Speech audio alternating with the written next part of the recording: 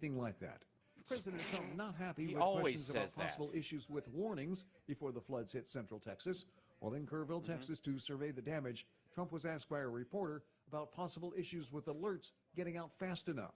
Only a bad person would ask a question like that, to be honest with you. I don't know who you are, but only a very evil person would ask a question like that. I think this has been heroism.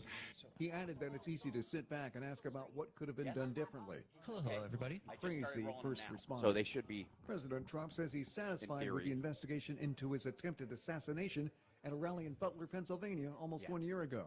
Jim Forbes has more. Trump told Fox News he's been briefed by multiple agencies, and although he acknowledges the Secret Service Never breakdowns, seen anything like this. he Really? still has the utmost respect and trust in his agents. Kentucky, Trump added 1974, the rally was, quote, a rough day and then for 78, the Secret we had the Service. tornadoes and This we had the week, flood. 6 Secret Service And it was agents on 100-year Trump's flood at the detail time. that day were suspended. I'm Jim Forbes. A Los Angeles federal judge is temporarily blocking immigration agents from carrying out stops and arrests that advocates say violate the law. The judge issued an order Friday that agents from relying on race, Spanish-speaking type of work, or Hi, can you guys hear me? when detaining suspects. Absolutely. And they're Excellent. All right. Are you guys good to start in about 2 minutes? We're according great the to National start in UFO about 2 reporting minutes. center. Who the heck is that? Excellent. That's it higher in the station. than reports Henry this Edwards time in the last station. year. You're listening to the latest I don't from understand. NBC And News Radio. sleep. And when you wake up, everything will make sense. You'll not have to worry about anything. You'll feel confident and amazing. And it will 3, 2, 1. There you go. Online at Works like a charm. WCPT820.com, where facts matter. From energy to public health, extreme weather, the economy, and more, Climate Connections makes the global local. Hear it weekdays during the Tom Hartman program and during Joan Esposito, live, local, and progressive. Right here on WCPT 820, Chicago's Progressive Talk, where facts matter. Amy Goodman reports on the news stories rarely covered by the corporate media. Democracy Now! The UN's Humanitarian Affairs Office warned Palestinian children are at high risk of injury or death from unexploded ordnance left after more than 13 months of Israeli attacks. 8-year-old Mohammed Karmash, this is his mother. No one was there to tell him that these are explosives that the Israelis throw. Democracy Now! Weekday evenings at 10 on WCPT 820, Chicago's Progressive Talk. This is a WCPT 820 20th. Got a minute. 3 News Minute. Governor Blagojevich has been arrested in the middle of what we can only describe as a political corruption crime spree. That's U.S. Attorney Patrick Fitzgerald speaking at a December 9th, 2008 press conference in Chicago. Hours after FBI agents arrested Illinois Governor Rod Blagojevich at his Chicago home. Governor Blagojevich and others were working feverishly to get as much money from contractors, shaking them down pay to play before the end of the year. I will give you one example. 30 seconds. A $1.8 billion tollway project was announced. While that tollway project was being announced, Governor Blagojevich was privately seeking to have the person benefiting from that contract raise $100,000 in contributions. And privately, the government said, I could have made a larger announcement, but wanted to see how they would perform by the end of the year. If they don't perform, so the second half of the second hour, if we can get them in on a phone call, we could. Progressive Talk since 2005. WCPT 820, Chicago's Progressive Talk, where facts matter. Crooks and Liars, and then... Ladies and gentlemen, boys and girls, brisket lovers of all ages, welcome to a very special live edition of the House Sparks radio program on WCPT 820. Hachi Machi! Broadcasting straight from the Delhi Dynasty, the corned beef capital of the Midwest, Max and Benny's in beautiful Northbrook, Illinois. So simple, but so good. It's the House Sparks radio program, mega worldwide, live from Max and Benny's. And now, here are your hosts, Hal Sparks and Johnny Million. All right! Here we are. Listen to that crowd. It's fantastic. It's great to be back here in Chicago. I know, it's a full crowd here, and it's amazing. And it's, thank God for the corned beef, because that draws a crowd anyways. You can smell so we can just piggyback on the more corn. people than the mayor is Our here. beloved friend Richard Chu is with us for the first half hour. I have to say, a new brother from another mother that after the last event that we did together, like Richard and I chatted afterwards because we were simpatico on a bunch of things. And that should come as no surprise considering the station and the like. But, there can be a variety of thought in our world. And I often find myself bucking trends, even amongst the faithful, you know. And I think it's valuable because I want stuff that has legs. I've said for a while that I am not interested in the social aspect of the Democratic movement right now. I think the DNC has one job: turn red districts purple, purple districts blue. Indeed. If it doesn't become people in office and policy, it's lovely to have the conversation about it. But if we didn't have somebody who is willing to, get elected and get in there and make the changes, for example, gay marriage would still be illegal in this country. Right. And that, while there was a social movement behind it, it was the butts in seats in the House and the Senate and in the presidency that made that difference. And nothing will change until we apply that pressure to creating a broader electorate, a broader elected group, especially with the issues that are in front of us. Right now, one of the big things that I'm saying, I've been saying this for a long time, and I have to give credit for this language from another of our colleagues, Eric Grant, who hosts a family meeting on Sundays from 4 to 6 p.m. The reason I say that is Eric has used the phrase for a long time: we have to have Democrats that are elected to office on all levels that are willing to walk in the room and unapologetically knock over some damn tables. We have to have that. And that can be done in a hugely constructive way. Part two, and this is where Hal and I really agree, is we don't need to waste time trying to get people who are far right to come to the middle, be our colleagues. We don't need the 36% of Americans that didn't participate for whatever reason need to get caught up in the details of the reason why they didn't participate. Right. We can all draw our conclusions. We have to get them back into the fight, because that's where the real substance is. It's getting those people, to your point, to get involved, to be participants, not just yelling and screaming and fighting and using the B word, but doing something. Right. When that happens, then we will move that needle from red to purple, purple to blue. That's right. Anything shy of that, at best, is going to be in a situation where I think the best example is what happened with DACA. Under Obama, there was a movement over time, and that movement continues. We saw even I think it was a YouGov poll this week or whatever, but that 73% of Americans believe immigration is a net good. And that is a huge, that flies in the face of everything that Trump has been selling for the last year and a half. Now, there's a pile of nonsense in what he talks about. There are not 21 million people that snuck across the border in the last 4 years. They are not all murderers and right. Yeah. There's nowhere near that amount, and fentanyl is not the primary driver of that immigration or a cause directed from that, because the amount of fentanyl and the price of fentanyl in the United States has not changed since we've hit almost zero border crossings. Right. And so that should tell you something about the lie that was purveyed on top of immigrants' backs by this administration ahead of time. But the public has been moving in this direction towards, we need a pathway to citizenship. We certainly believe that DACA should be a thing. But there's a slow roll on that. It takes a long time to get people in an elected position to move to that position where they're not afraid to lose their seat. And this is purple state Republicans and red state Democrats that need to feel like they can get to that point without losing the seat and giving that seat over to somebody who's genuinely horrible, the Boberts of the world or the MTGs of the world, because that's what happened. I think a lot of times the reason that the Democrats who stay longer than what we think is prudent is because they are worried to some extent about that. Yeah. So I can understand the feeling like I can't leave just yet, but that's a leadership issue. And I'm a business person that's happens to do this wonderful thing and be on WCPT. But in building businesses and helping people build businesses in my career, one of the things that I look at is what are the resources that you have to complete the objective that you state you want to get done. Right. And so one of the big resources that the progressive liberal democratic conversation has are people that are desirous of change. And if we push our leaders to think more from a business perspective about building organizations inside the Democratic Party that are efficient. For example, and I'm not going down the path of Doge, but when I say efficient, I mean knowing that's where we've got votes. Well, let's go get those votes. It's a great point in terms of the efficiency thing, because if you don't deal with it, if you leave it out there and you know that there are ways you could make services better while making them cheaper and more efficient, which is always true of any big organization. It will balloon and contract and balloon and contract. That's just natural to every organization.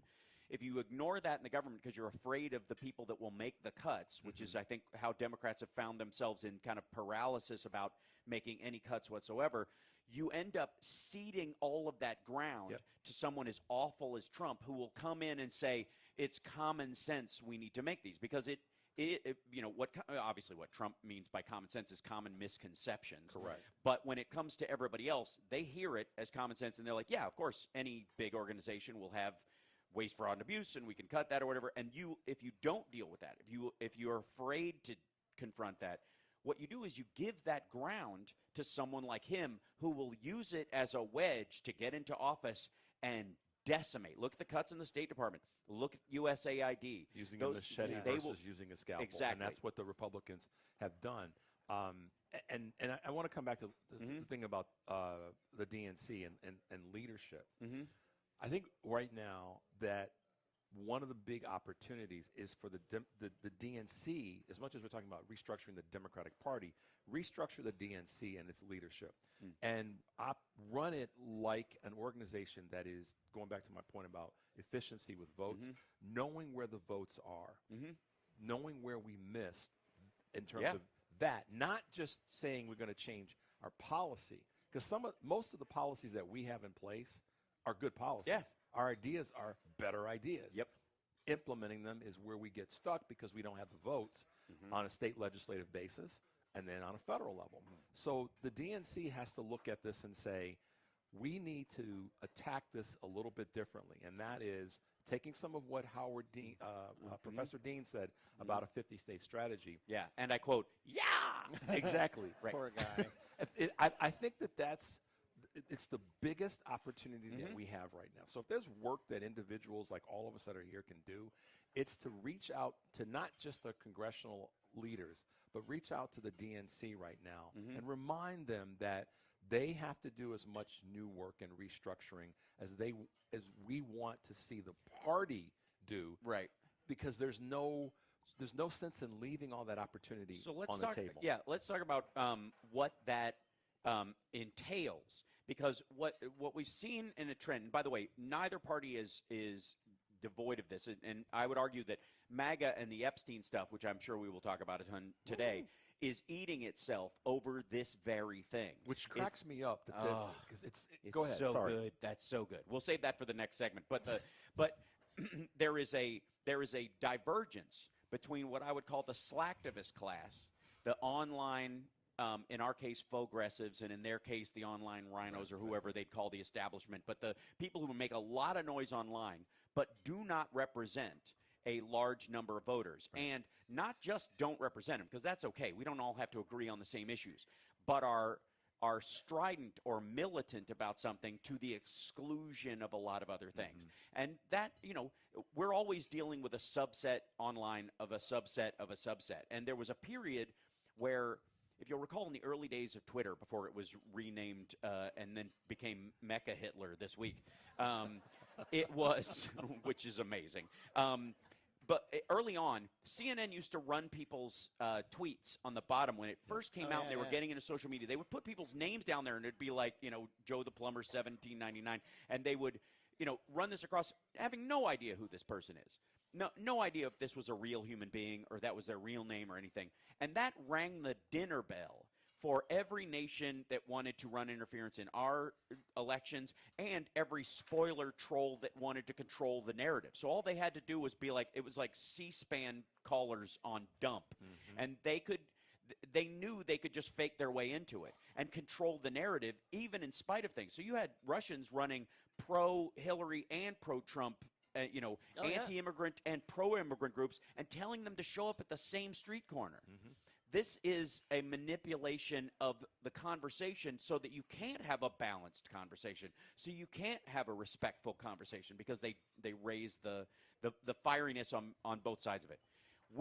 We'll take a break right now, and then when we come back, we need to. I get Richard's taking this, and Johnny, I'm sure even you with the media diet that you have had, yes, and Trump's like just disgusting nature, are watching with a certain level of gleeful Schadenfreude as these guys turn on. And this is not an issue. Well, we'll talk about it when we come back. Is this issue one that will fade like everything else? Will they give him a pass? I don't think so, but we'll see when we come back. It's the House Sparks Radio program, Mega Worldwide, live from Max and Benny's. Let them hear you, folks. Patreon.com/HouseSparks. We'll be back right after this.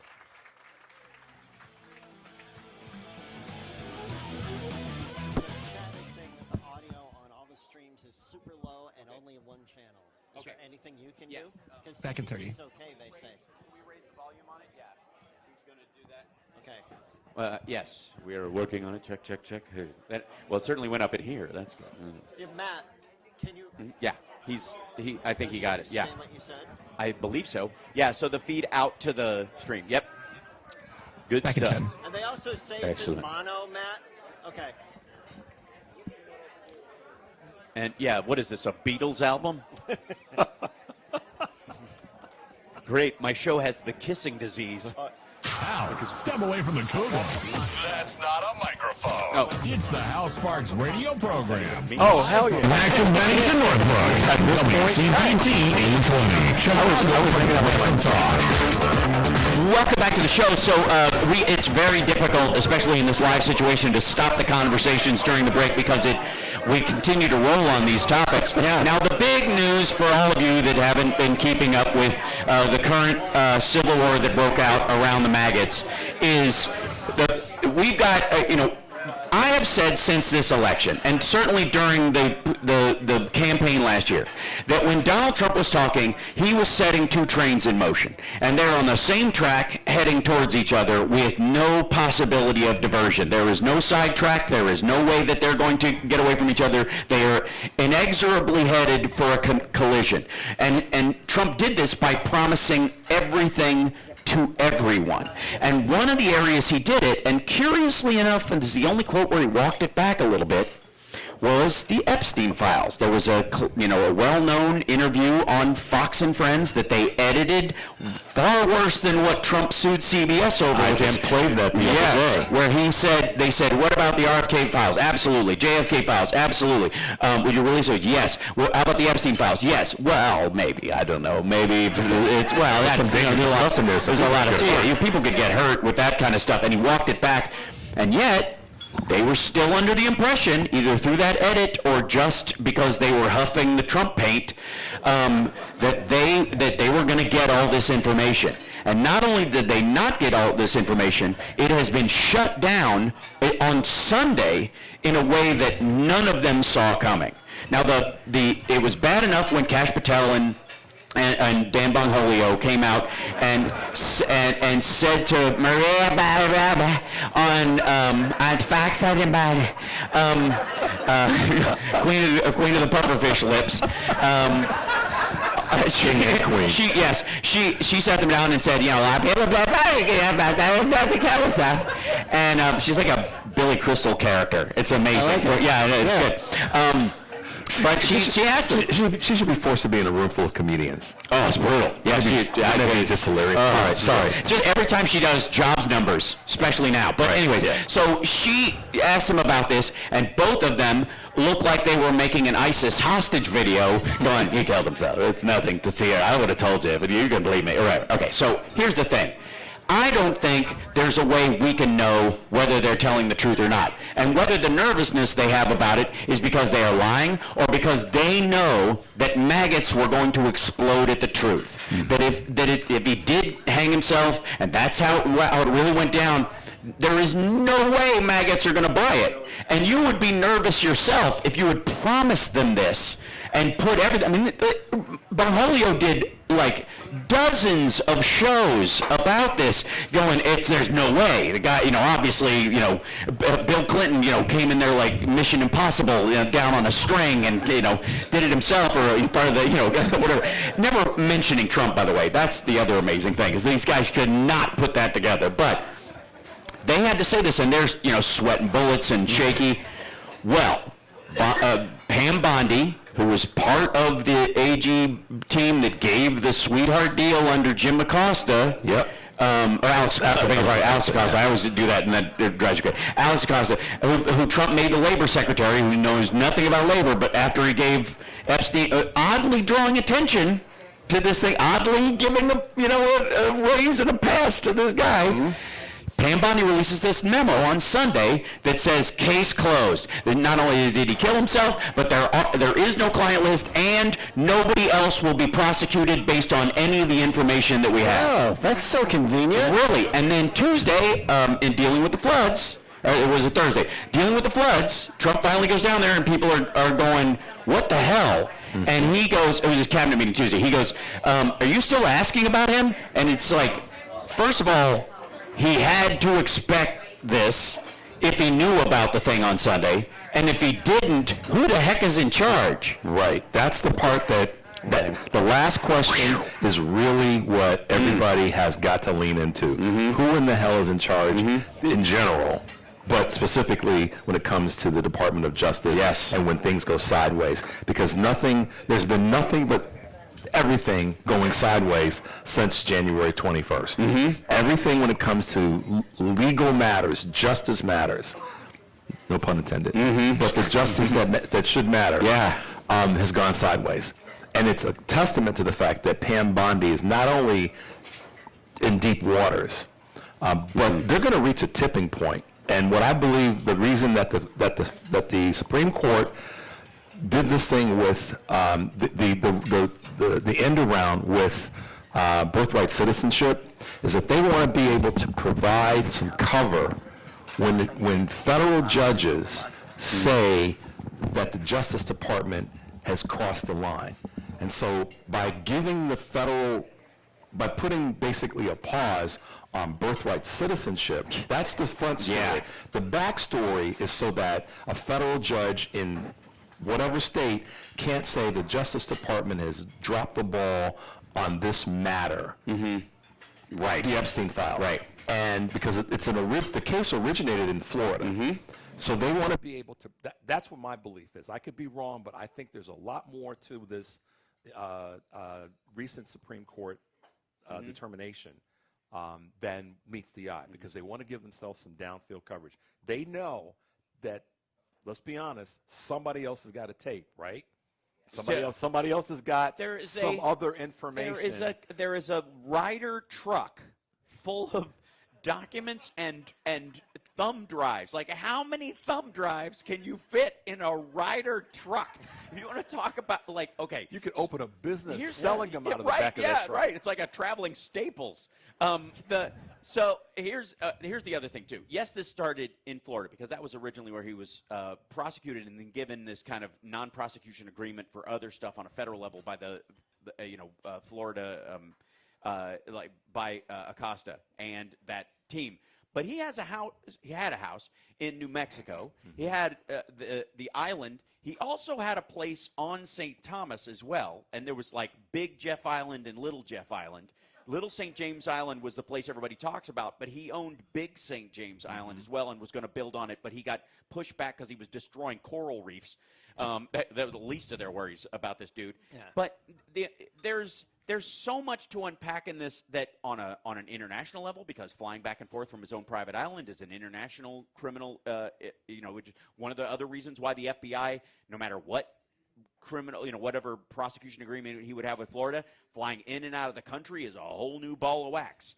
Mm-hmm. And again, the New Mexico house was, I guess, not raided, but the New York one was, and the Florida one was, and the island was, and there is no way that stuff went missing, or that they came up and just said, there's nothing there. Yeah, no way. That's why I think that they're giving themselves some downfield cover for the strong possibility that there's more information that's going to come out. Some groups of bodies have it, and the Supreme Court wanted to make it so that if it comes from a jurisdiction that's not where the information was originated, that a federal judge can't say, we have purview here. That's my opinion. The other thing that I think is out there, not out there, the other thing that I think is part of why MAGA, the everyday MAGA folks down the street, are hot under the collar about this is that the anticipation that you and me and Bill Clinton everybody else, Rachel Maddow are going to be there. That's why they're the hosts of The They View. could give a darn about their boy being on the tape. They might applaud the fact that Donald Trump is on the tape or in some way. Let's be honest. They'd find a way. They want to know that if me and Hal and Johnny are on there and Bill Clinton and Hillary and all, because then they can say, see how awful you guys are. That's why they're upset. They don't give a darn about Trump. They've already proven that they. I mean, listen. If you've got a tape, if you've got an audio of a guy saying what he would do to women, and you still vote for him, right? This new what he would do and what he did. Yeah. This new stuff isn't going to be the deal breaker. They want to know that we're on there. Yeah. Well, they're hoping. Yes, they're hoping that will run interference for the future or somehow decimate the Democratic Party. Exactly. But again, like I've made the case for a long time that they talk about TDS all the time, Trump derangement syndrome. That I think you actually have to have it to vote for him. That Trump derangements, you have to be deranged to vote for someone like Donald Trump. You have to be look past that. Just the Access Hollywood tape, just that kind of stuff is amazing to me. Like, it takes so much heft, and I think that's why it's coming down on them, because they did that.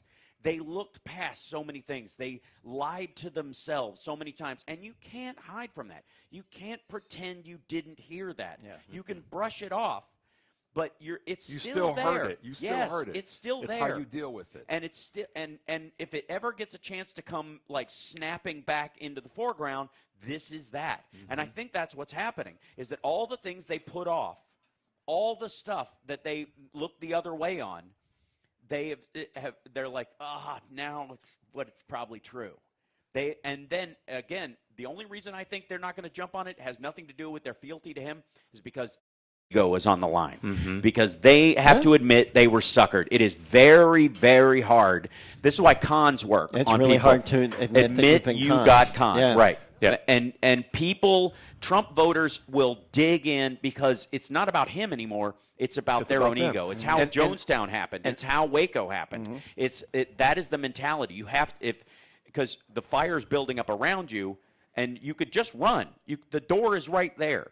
But there's such a lock, and it isn't the other person. It's your own sense of worth and your own definition of yourself that's on the line. It is one of the hardest things to do, and none of us are psychologists, psychiatrists, or sociologists necessarily, but that's what the experts have said. But we can spot cuckoo. But that's so right. I've got another word for it. But right. I think that is why so many of the people who are licensed to talk about this in terms of why people can't break away have done that, and they've been very precise in saying what you just said in a clinical fashion. But yeah, that's where folks are, and now the individual MAGA personality is trying to find cover for themselves, because the other part of this is that they know from a demographic standpoint that if they are in a red state, this bill is going to affect them. And they can't get away from that either. Yeah. Yes. That's the other thing. So I believe that's the other train that left the station that's going to crash into it. Bingo. What they have sold to their people, and the reality of it are two trains on the same track headed towards each other.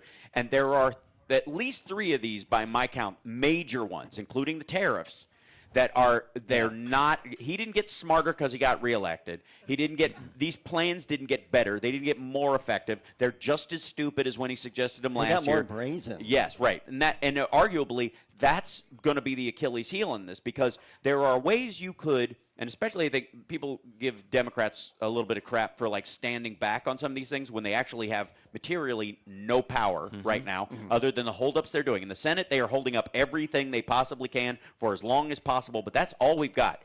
But one of the reasons they're standing back is because if the Democrats managed with a couple of Republicans to pass a bill that stopped the tariffs, for example. He's going to blame the fact that the tariffs didn't work on that, not on the fact that they are a ridiculous concept to start with, right? And so he would still be able to create a groundswell into the midterms, perhaps, that might tip him over to this thing, and people would think this would work, and this would wreck the economy even worse. So this is a real tough row to hoe for the Democrats, especially in this moment. But his brazenness is what's cutting him loose. He's off the leash right now. So he's the natural extension of these things is not going to work out. Like these things are doomed from the start, and the Epstein thing is just the beginning of it. The tariff stuff, he is tacoed again. It's punted to August 1st, even though he raised the numbers again. He's going to punt again on that. Yes, he will. Listen, I think everybody in this room, everybody that's listening, loves our country. We hate some of the dumb stuff that we do, but we love our country. Right. And so when we think about the impacts of the tariffs, we think about the impacts of how other countries are looking at us. Let's be honest, y'all. Other countries are saying, until they wake up, we're going to take a pause. And they're doing it in some very overt ways, loud and proud ways, and they're doing it in some very quiet, subtle ways. And the quiet, subtle ones are the ones that we're not hearing about. Right. The media is aware of them. They don't want to report them because it'll box Trump and the administration, and we have to start saying it that way, Trump and the administration. But it'll box them in, and then they have to perform. But they're too stupid. Right. And mediocre to perform. So to your point, Hal, if they continue to make these overreaches, they're going to reach too. Well, they've already reached too far. They're not going to. But they're going to reach too far for their own followers. Correct. And that's the shift. Our other countries, our allies, and those that are maybe our midpoint allies, have said, we'll go our own way for a while. And throw the tariffs at us. You think we won't survive because you're going to tariff us 50%? We'll just go in a different direction. Exactly. And that's causing him more. That's the reason. Let's be honest. That's the reason that he keeps pushing them back, because he knows that other leaders are saying, hey, let's get together. We haven't gotten together because we didn't for whatever reason, but now we need to get together. Yeah. And that's not allowing him to, because if the tariffs were real and were going to work, he would have said, boom, nope, I'm going to sit on it. Yeah, exactly. Right. Well, and the reality is both he has a suspicion, I believe, increasing suspicion, especially because of the people around him, Bessett and others, that they don't work and they won't work. And this idea he's been selling for a long time is going to fail. And so he's trying to find a way to stay macho and back out of it at the same time. Yeah, and being caught in a lie and never being able to admit that you're wrong cannot coexist. Right, exactly. That's and that's a defining characteristic of his that he learned from Roy Cohn. Yep. The man has had two friends in his life, Roy Cohn and Jeffrey Epstein, two dead pedophiles. How does that work out? How in the world? How in the world? I mean, yeah, it's so on the nose. That should be our new little thing that we put together is, pedophile papas. Yeah, right. Oh, there you That's go. what they are. That's what they were doing. Yeah. I mean, his daddy didn't do any work. I mean, literally his this dropped week, him on his head. Michael Wolff literally said, sorry, that was on purpose.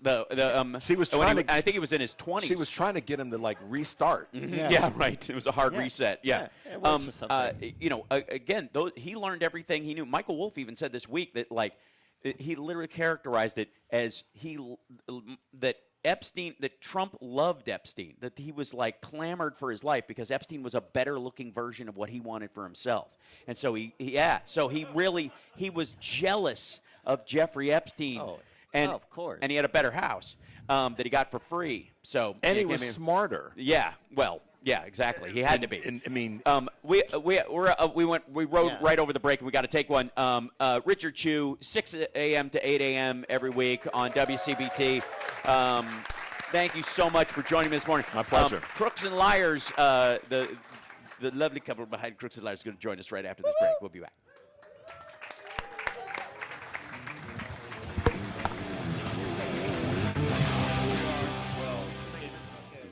Do my best. Enjoy the popcorn. Back in 30. I'm going to go grab a seat. Yeah. Thank you. Good? You need anything to drink? We're great, I think. Yeah. Okay. Might. All right. How about you?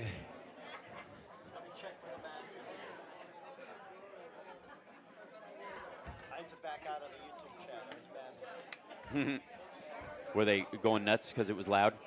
Yeah, at first it was too quiet, then it was overloud. Okay. Now it's better? I don't know. Is it Goldilocks yet? Stand by. 10 seconds.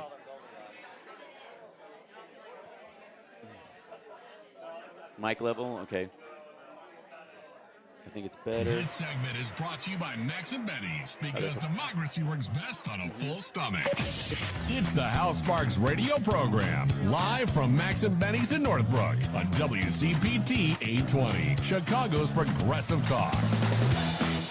Welcome back we're gonna bring over. There she is. There's Frances. She's coming around the outside.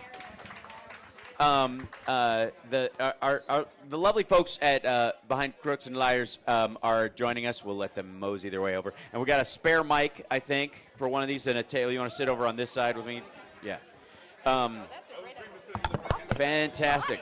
So we're at Max and Benny's right now, home of the Mile High corned beef. That's not what they call it, but it seems like that when it arrives. I think it was like Mitch Hedberg's description of the sandwiches here. Like, it's like a cow with a cracker on either side of it. Pretty much. Right? Yeah. Oh, they're amazing. Yeah. Would you like anything else? Yeah, a loaf of bread and some other people. Right? I wasn't hungry until I saw the food here. I know. Welcome. So, all right. I'm going to open the floor on the Epstein thing. Immediate thoughts on the meltdown that I'm no doubt you guys have seen this week, and you're. I've been trying not to giggle too loudly while watching it, but it is stunning how it seems to have legs. It was like Charlie Kirk's Turning Point USA this week. That was the thing where everybody was like, raising their hand. Uh-oh. They lost Charlie Kirk? Laura Ingraham came out. They lost everybody. Yep. Laura Ingraham comes out and says, "Clap if you think it's it's not an issue." And they booed. Yeah. The whole crowd booed. Yep. And then Charlie Kirk had to raise a hand. Had Megyn Kelly on, who's been when she's out of her element, not in front of her giant George O'Keeffe painting or whatever that she does her show in front of. Right. Doing ads for why everyone needs a sandwich. She's crossed the line. Tucker Carlson comes out at that same thing, says that Epstein was an Israeli agent, never passing up an opportunity to blame the Jews for everything. Yep. And Hal, have you heard that PragerU is now Mossad?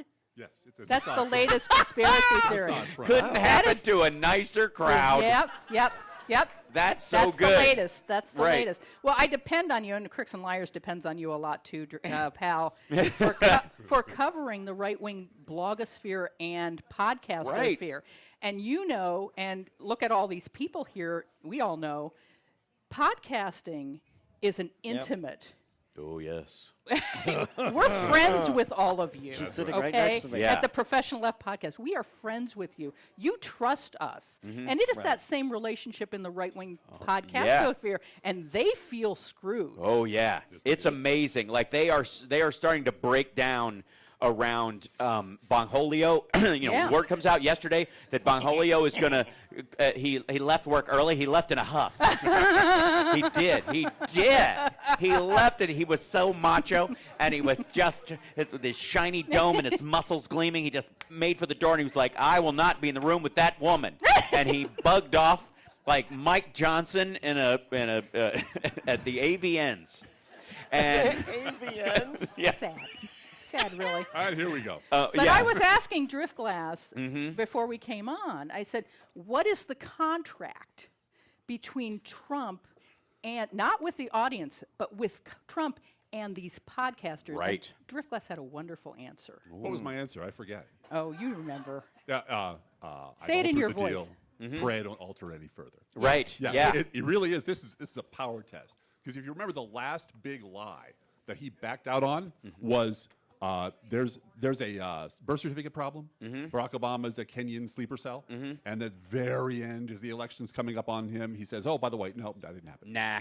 And they didn't hold him responsible for that. Everyone just moved on. Why? Because that lie got them where they wanted to be. It was utilitarian lie. It was like, okay, this is what we needed to get into. Yeah, to that point, there are lies that don't have to be true. Right. They just have to damage people. And this is the kind of like lying for Christ idea that the evangelicals tell. That is this idea that like, this is a no harm, no foul. You don't have to prove this at some point. I don't need it to be true. I just need it to damage the other side. Yes, this is my... Yeah, the Malkovichian. You are a moron. I'm not lying, you moron. Get out of my face. That's the Malkovichian flag. Yeah. So that absolutely to that point, the Kenyan birth certificate thing just had to be embarrassing and lame. And they all laughed about it afterwards. Ha ha ha! We made you look. We got him into the election, and we won. This one was a solemn promise. Yeah. This one was, you can trust me. I'm your boy. Yeah. I'm going to tell you right now, me and all the people here, we know what went on, and we're going to burn all these liberals to the ground. So just give me another shot at this. And they all went in on it. But I do think we have to look back to the Iraq War and say, what happens after Republicans violate a solemn promise to their base? They just pretend it never happened. They all become Tea Party members. I don't know who George Bush was. Why are you calling me a Republican? I was never there. So they will dodge out of this and put on a different hat. My wife thinks the American Coffee Party. What? The Coffee Filter Party. The Coffee Filter Because it was the Tea Party before. And now it's the Coffee Filter Party. Yeah, because instead of Tea Party. Instead of tea bags, it's coffee filter. And they'll all have K-pods. Right, little exactly. top hats. Tiny, they'll paint them black like they're Abraham Lincoln. And that's the job for your audience and our audience, Hal, is to watch for that and slam it. Right. Yes. Because it's going to be billionaire funded. Yes. And whether it's the America Party or the Third Way or the Purple People or Forward whatever Party. it is, Forward Party. No labels. There's a million There's a groups. bottomless pit of money to rebrand Republicans. But here's the thing, we learned this during the whole Ross Perot debacle and the Reform Party, that ultimately Democrats, I think, hopefully, have learned their lesson this time from the mistakes of #uncommitted and that crowd or whatever, dissolving the vote in certain areas that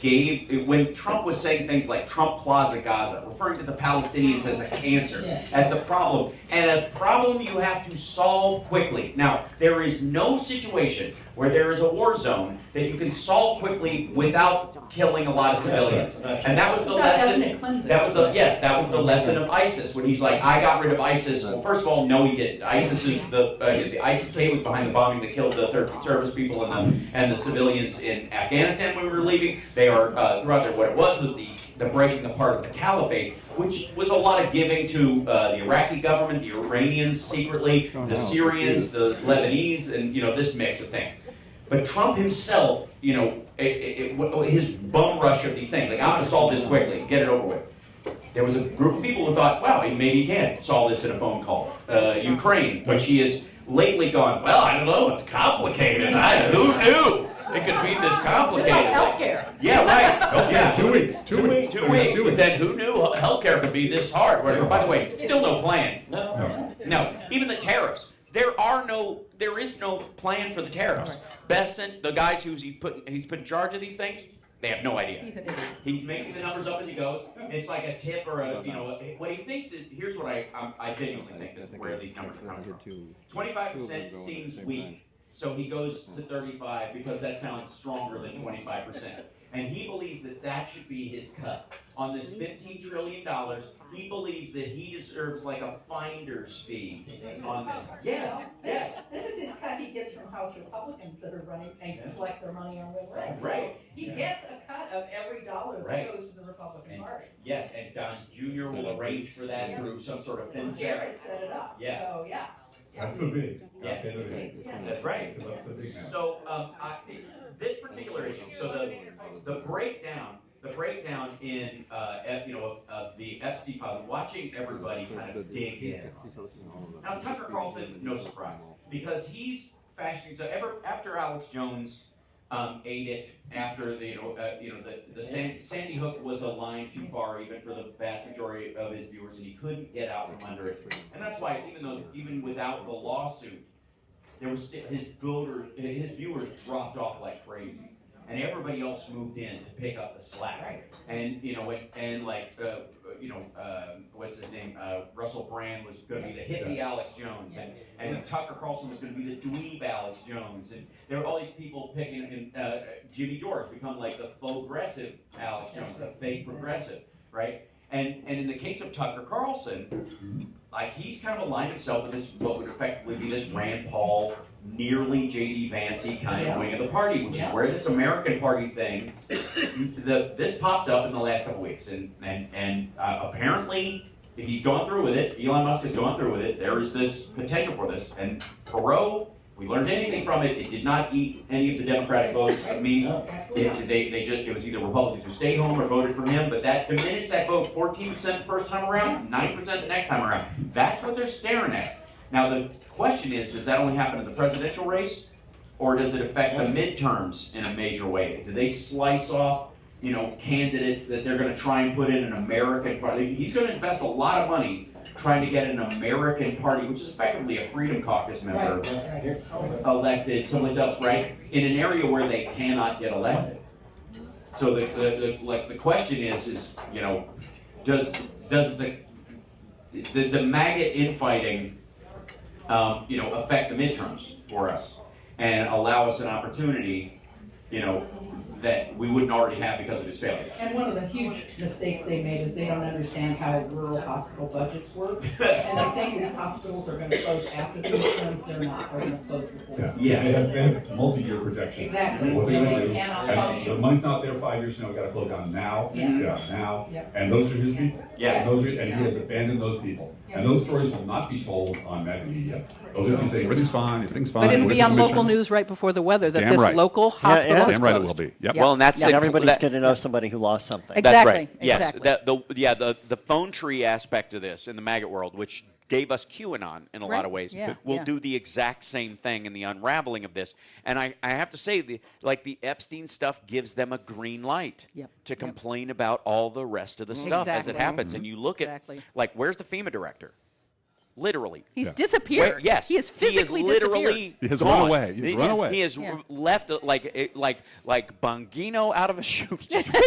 Friday night. Right. So, the deputy FBI director and the FEMA director are not showing up for work right now. Yeah. Wow. And it is, and what are we, 120 dead and 160 possibly still missing? White children. Yes, Christian children. White at a Christian camp. children. Right, and a woman asked, we were supposed to get warnings. We were, that quote they played. What an evil question to ask. Yeah. Really? hey, dummy.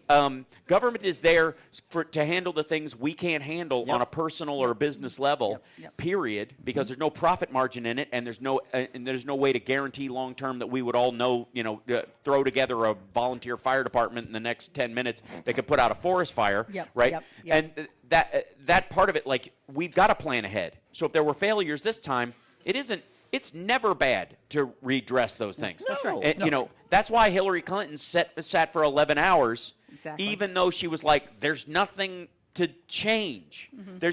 I would argue the Biden age thing is part of that. The Democrats are not going to run an 80-year-old anytime soon, and even if they do, it'll be in 10 years when 80's the new 60 because of advances in medicine and the like, right? When was the last time that FEMA catastrophically failed Americans on a Republican watch?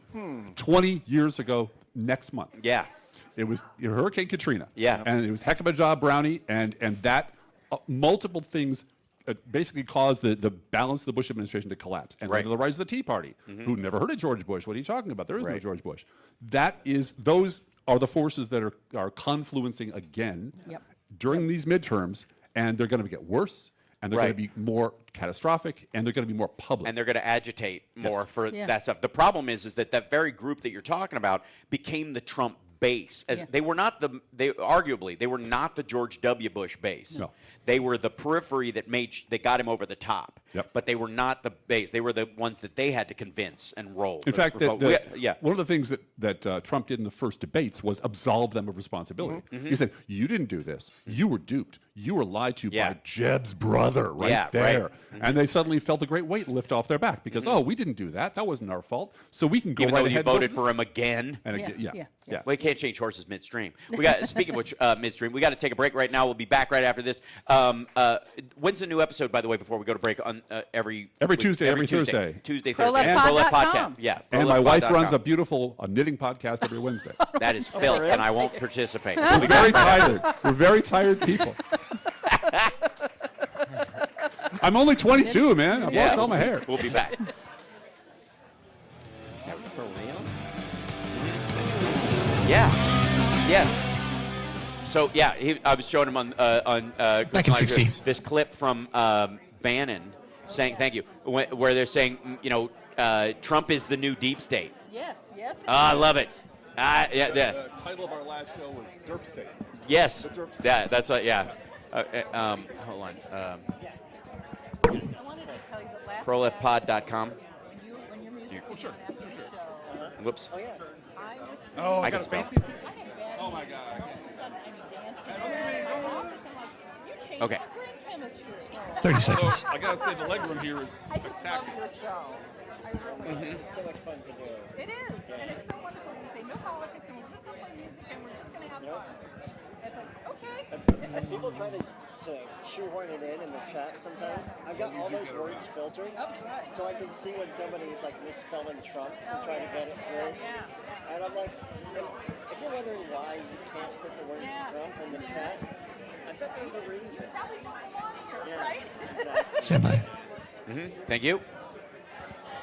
We're serving up political truth with a side of coleslaw and a very judgmental pickle. It's the Hal Sparks radio program, live from Max and Benny's in Northbrook on WCPT 820, Chicago's progressive talk.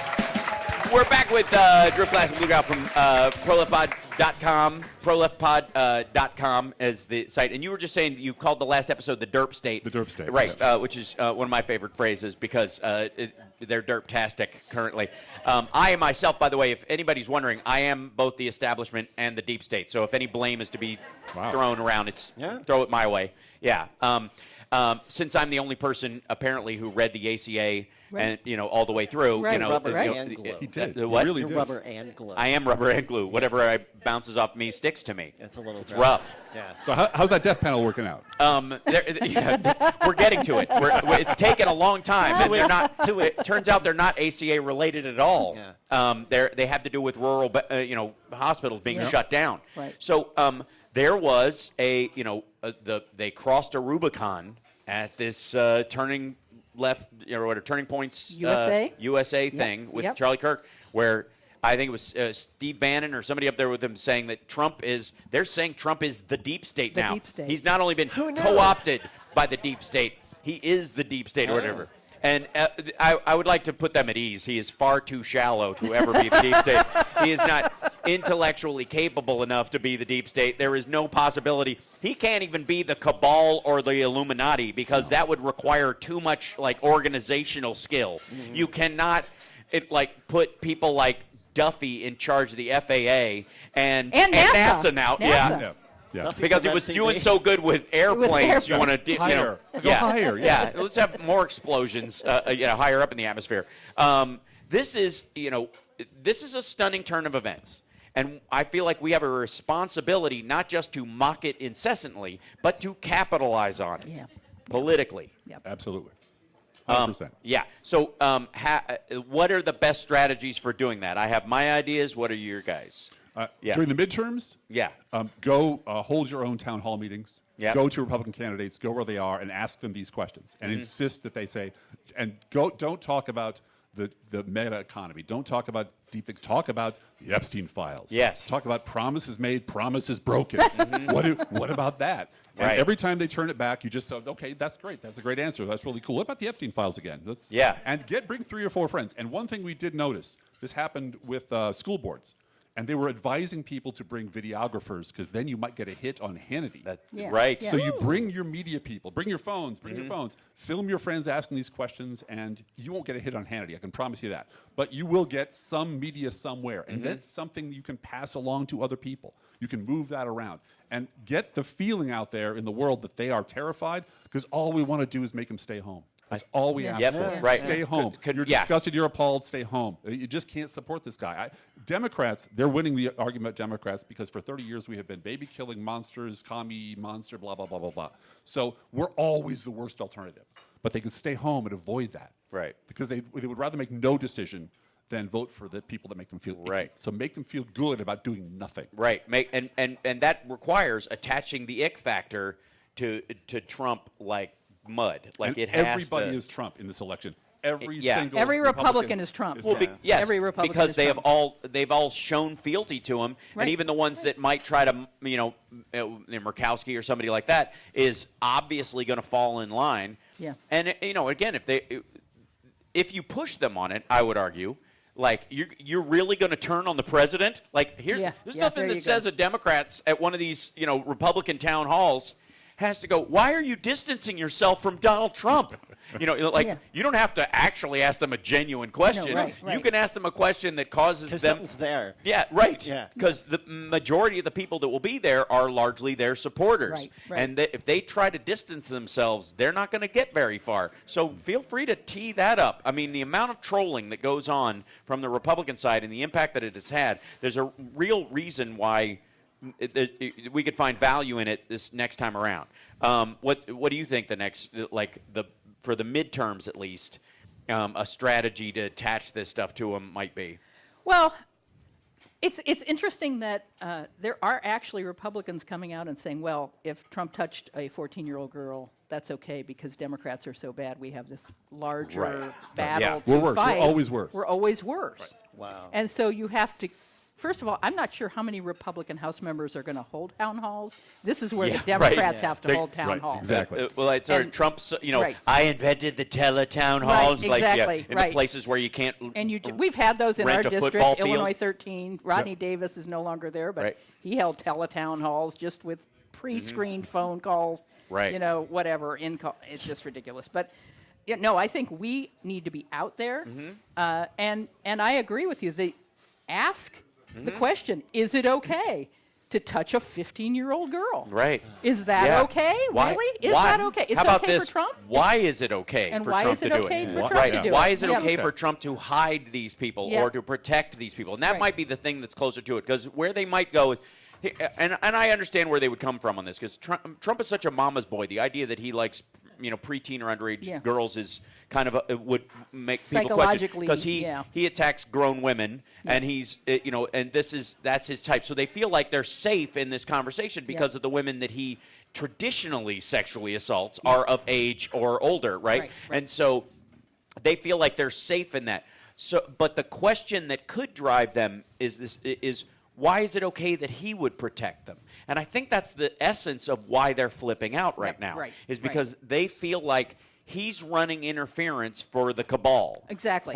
It's not just him. Yes. It's other people. Other people are rich doing it. men are doing this to girls, and And you're covering. he's now- This is a cover-up. Yes, and he's now the leader of the cover-up. He put Pam Bondi in charge of this. Yes. She was the AG. She had hours of videotape of abuse. Right. She on her allegedly desk. had the list on her desk, Yes, right? right, And they've been right. playing that on a loop. So, again, what I guess has to be the tease up for those questions is asking them moral questions that they answer to, like almost in a legal sense. Like, why is it okay for him to do this?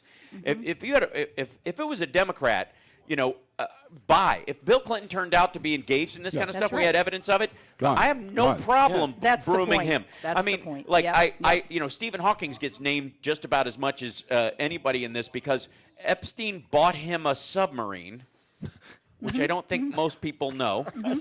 Epstein bought Stephen Hawking. That's the deep state. Yes, right. That's the deepest state you can go. 20,000 leagues, right. There you go, yes. And then what? Huh? And then And then what? Yeah, and then what? You buy Stephen What's the Hawking rest a of the story? submarine, and then? There was no and then. He just liked having him around. He brought him to the island a bunch. He bought him a submarine for his own use because he couldn't swim. Obviously, he couldn't go in the water. So he literally paid $1.5 million for a personal sub for Stephen Hawking. Now, do I think Stephen Hawking engaged in that kind of behavior? No. Probably not. Probably not. But he's too smart to not notice. Right. Yep. Yeah. Sorry. Right. And if that ended up being the case and we were aware of it, I have no problem brooming that aspect of that. But Trump's followers have to be held to the same moral standard. They can't just go, well, my Biden, my Clinton, my whatever. Yeah. They're like, okay, if that turns out to be the case, I'm fine with jettisoning them. Why aren't you? Hal, we sacrificed Al Franken. We did. Who liked to goose people. That was what he was doing. Right. Well, goosing people he fully also, clothed. I would argue, that picture that they showed that was allegedly him groping, he was like 2 feet away from her, and it was an illusion from the picture. But it was also based on the fact that she grope this country star that they were touring with. She kept grabbing his ass by when they would release dates at the USO shows. Yeah, and so he was like, revenge. That was the joke. Because she was sexually harassing people for real, making contact, but you got away with it. And if you run out of moral questions, or if the Epstein thing runs out, the question is, or did he lie to you? Yes. Did he lie to you? Why are you okay? Many times. Why are you okay with him lying to you then? How did you fall for this? So you've got to plant those seeds and let the trees grow on their own. They don't. You don't need to water them. You just need to throw those seeds because there's fertile paranoia ground there. Absolutely. Professional Left podcast, proleftpod.com. The whole blogspot thing came up on here, so I was trying. Proleftpod.com. Exactly. Thank you guys so much. Blue Guile Drift Fest. It's our pleasure. Fantastic. Thank you, everyone. Tuesday. Thank you. Keep on knitting. We'll be back right after this. Keep on knitting. You can't stop me. Yeah. Can't stop. Won't stop. Take a news break. Nat, do you want to come and if Karen wants to join us, like she did last time, she can. Yeah. Huh? I got to send a message to them. I don't know how we get him in on this, so that's the hard part. We don't have a way of piping his audio in through there. Hi. So I'll tell Andrea. Sorry, what am I doing? What am I doing? Discord. That's what I need. The irony. Okay, cool. Let's see. Can't pipe fill in this week.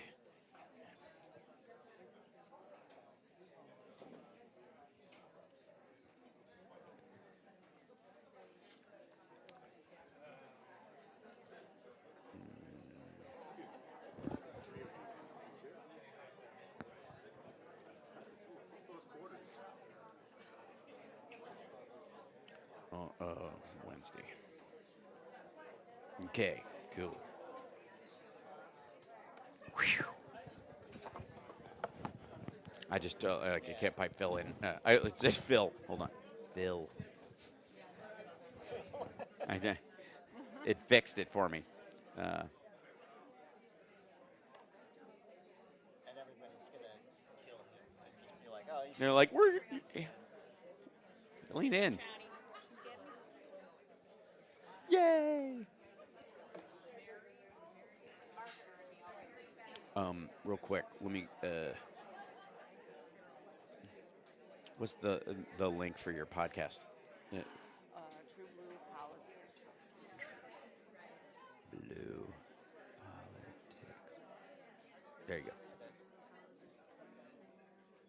Is that it? Nope. Huh? Okay. What the URL would be? It's in the podcasting thing, it's True Blue Politics. TRU. Yeah, right.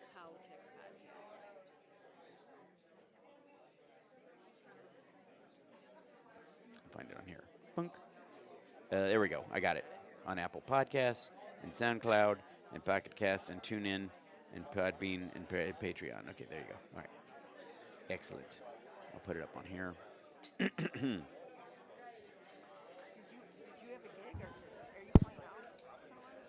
Oh, I'm doing what's called the Hody Bash tonight, which is a charity event that my friend Brian throws every year, and I've never been. I'm hosting it for him, and I had planned it a while back, so I was like, we can do this in the same day. Yeah. Excellent. There we go. This is you. Yeah. Kurt Mullet, and then we just recorded with Andrea and Mark. Nice. Yeah, it was really good. Nice. They don't go to 11. No. No, they don't. I don't. You can't be allowed. Do you know I taught Blade Runner when I was teaching at St. Pat's? Oh, that's No. fantastic. I taught film. Oh. And Blade Runner, because I heard you talking about like your it's teaching it. I Oh, my loved God. teaching that movie. Did you so know much. that film classes teach Pee-wee's Big Adventure? Because the three guys who wrote the screenplay, Pee-wee and Phil Hartman and the guy in the Magic Box, Yep. had never written a screenplay before. And so they bought a book, How to Write a Screenplay. And so The first act is exactly 30 pages. It's the perfect. second. It's Perfection. perfect. It is by the And book. it's Tim Burton's first Yeah. major Yeah. debut, Yeah. right? It's a feature film. Yeah. So, yeah, it's brilliant. Yeah, Blade Runner I just love because of the layers of it. There's so much to pull apart. Yeah, and Yeah. especially, and it just gets more relevant the more Back in 30. technologically advanced we get. Totally. Yeah. It was a great thing to Hello. teach. We're back in 30. He sounds huge over PA. Yeah. He does. Yeah.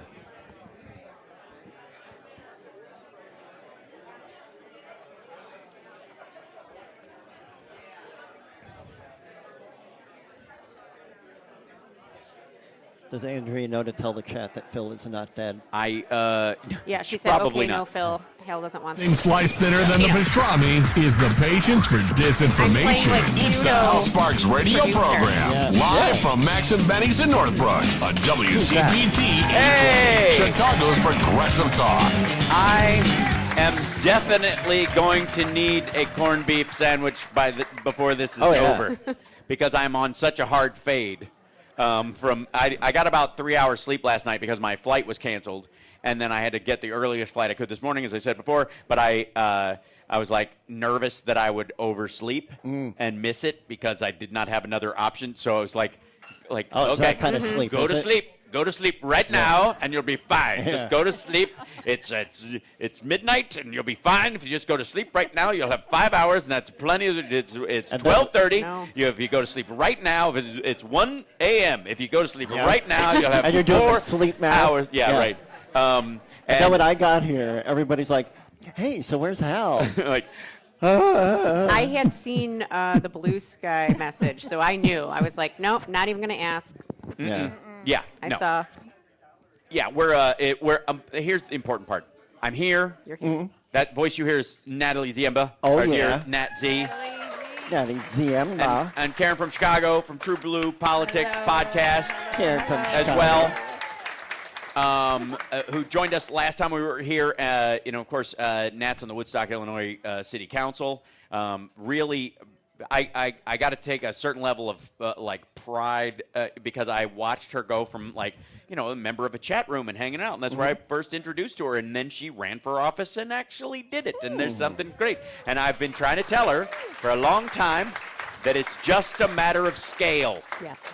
So they always say that in business it's as hard it's equally as hard starting a small coffee shop and a giant billion-dollar company. So you might if you're going to sweat it, you might as well do the bigger one most of the time. The same thing is true. That's like my dad always said: if you're going to steal big. Thanks, Pop. Yeah, that's sweet. Absolutely. That explains why all your shirts have those tags on them that bleep every time we leave a store. I think they look good. I think they do too. There's like an accessory. By the way, you're wearing your Spider-Man shirt today, which I particularly love. And I brought my Spider-Man tattoos. So good. So yes, everyone applaud Johnny Million's skin. You don't get to see it that often. Ladies and gentlemen. People in the chat already accused me of being ill because I'm so pale. I was like, no, just Scottish. Just Scottish, yeah. You and I both have a lot of Scottish in us, and I found out, I think we're related because my we have to be. Because my mom, no two people are my this mom's silly mom's, and not. my grandmother's maiden name is Sparks. Oh, well then of course. Yeah, we have to be related. Yeah. North Carolina Sparks. Yeah, absolutely.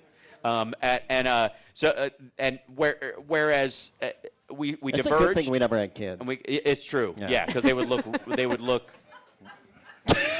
I'm sorry. No. I just started picturing them, and then I was like, remember those things where when you were a kid, you could get crayons, and they were like different, plastic things, and you'd fold them down, and then you put a piece of paper over it, and then you would scrape it across there, and you would make this weird-looking. That's what our kids would look like. Yeah. Huge torso. Huge torso, tiny head, big feet. All of them looking like Mr. Magoo characters. All right, so on that note, Nat and Karen, so I have to and by the way, Phil is alive and fine. We were just not able to bring him in this week because it's hard to do this live, when he's in Kyiv. And we're barely on the air. We are. I'm lucky I'm no here. Offense. Yeah.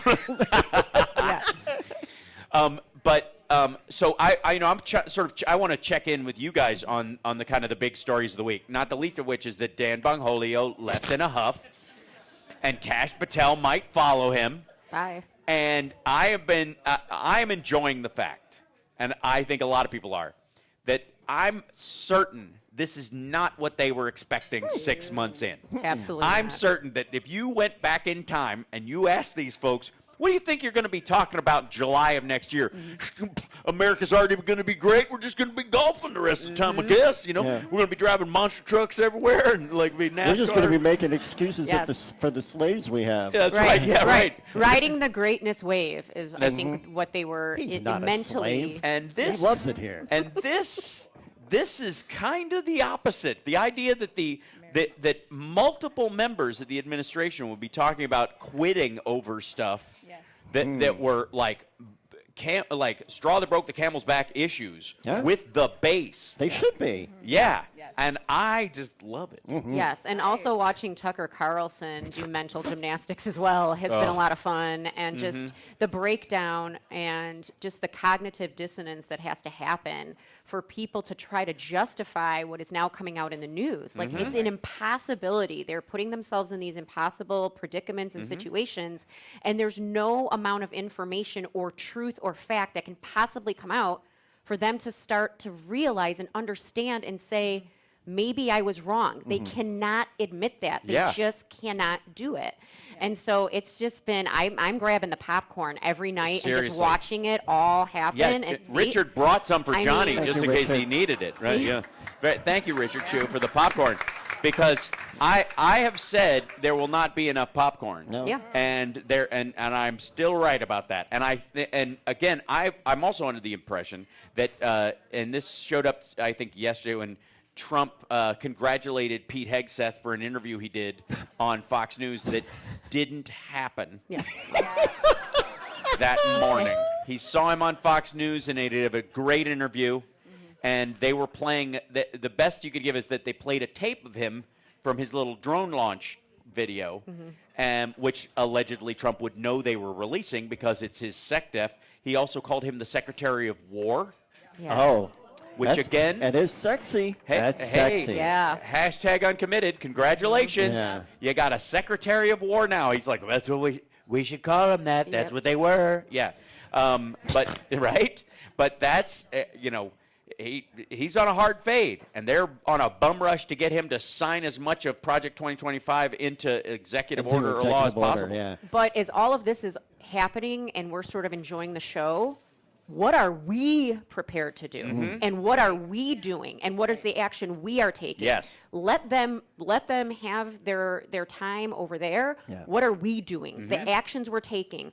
And it was amazing. I was listening to, I think it was, you were on with Dean. And Dean Obeidallah. Absolutely. Oh. And Dean Dean Cain. I Obeidallah. was in an episode of Lois and Clark, Oh, the were you? Adventures of Superman, with Dean Cain. Yeah. That's and, amazing. yeah. It reminds me of that John Mulaney joke of when Dean Cain was in that CSI lineup. This happens, by the way. Yeah. Absolutely. I know. Go ahead. No, finish. And he really wanted the person that was looking at the lineup to go, is that Dean Cain? Yeah. No, it isn't. That's why I'm here. Sorry, guys. I have a great, I have a great story about that. I'll tell you guys after the show. It's very. It was one of the most inside Hollywood moments. It was, it almost got me kicked out of the business for 5 years. So holy moly!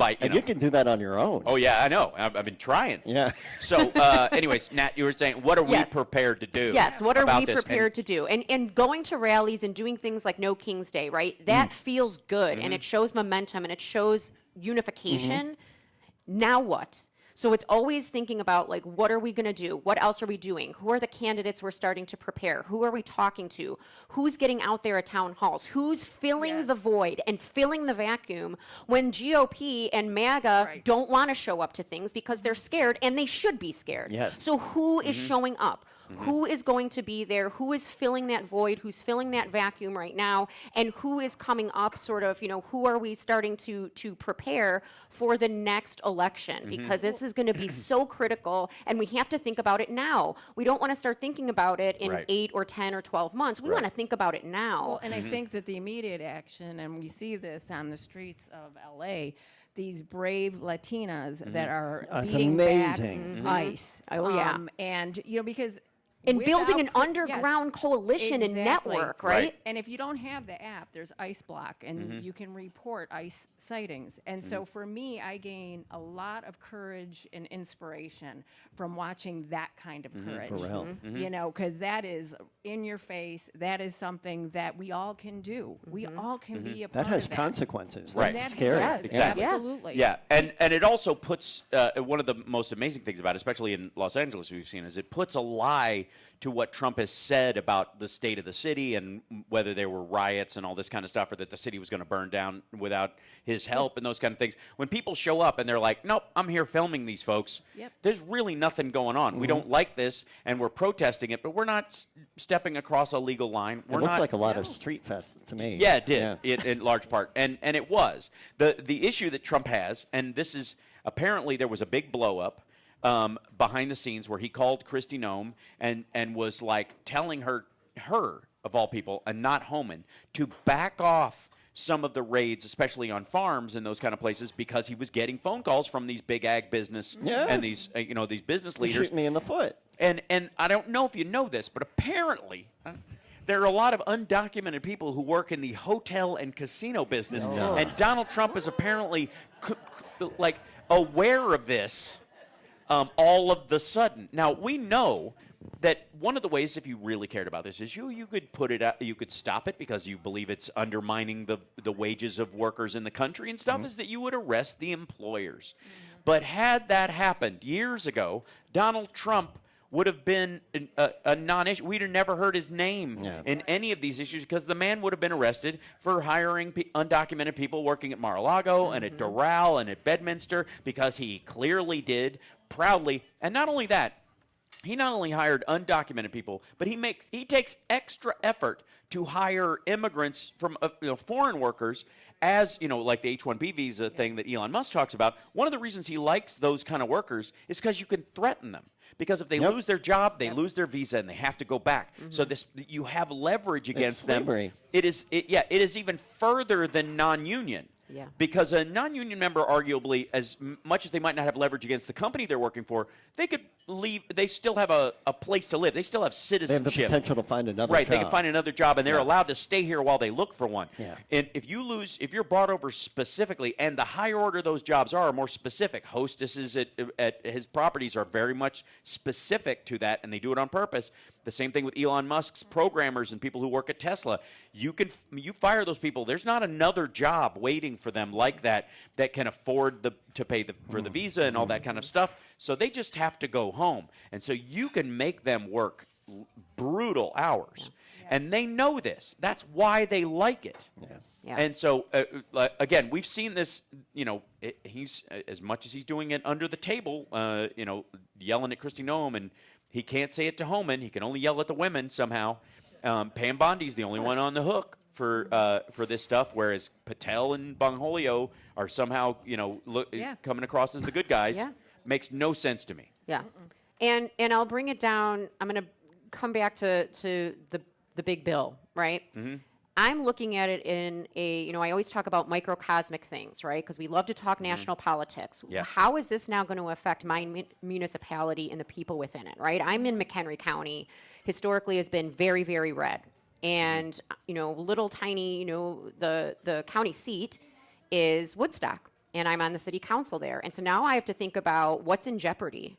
What's in jeopardy within the county, and what's in jeopardy as far as services for my constituents and the people I serve in a community of 25,000 people. What's going to be affected now because of this bill? And then how do you communicate that appropriately in a way that it gets the message across, and it calms people's fears, but also it's telling the truth. Yeah. Right. This is not a cut that came because of the state of Illinois or because of the county or because of things that the city of Woodstock changed. Right. And this is all hypothetical, right? Because I'm not seeing it yet, but it's coming. How are we preparing to communicate that appropriately?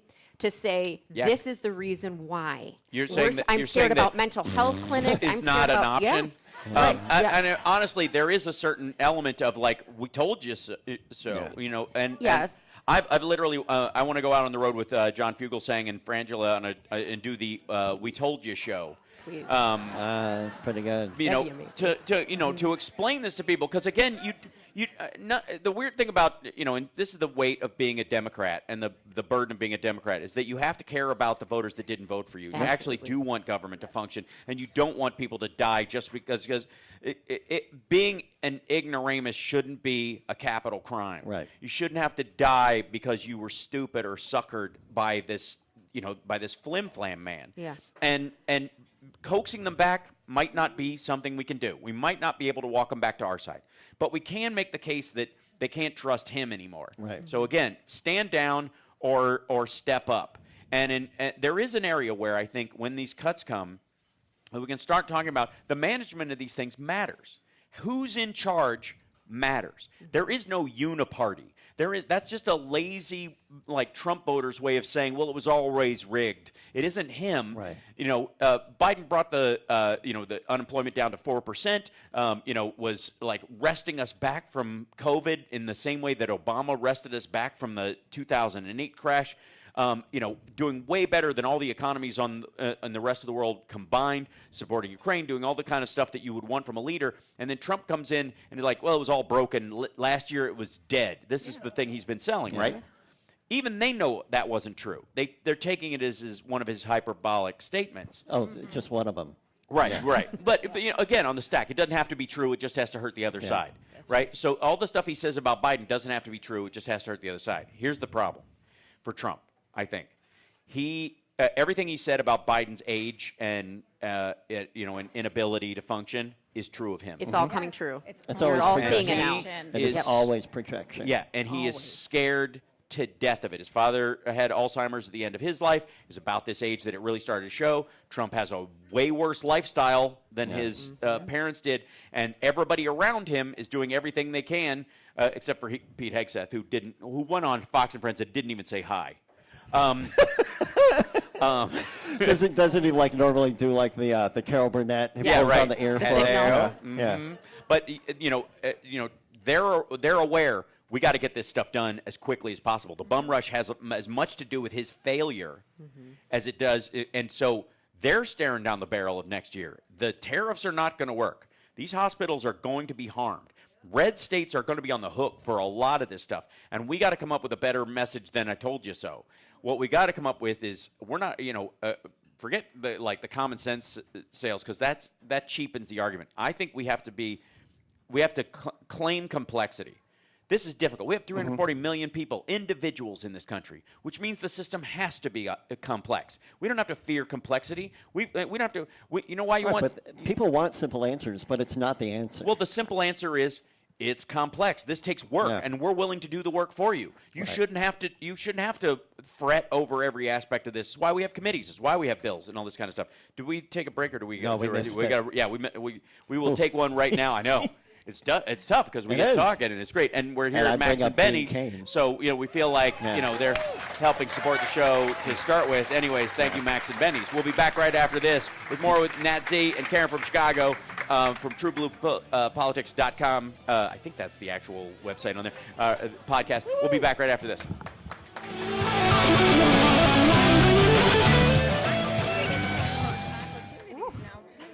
It's like, they're like Yes. sweaty, but like it's like really warm. Yeah. When I do my stream in the summer. Yeah. Well, that's You know what I mean?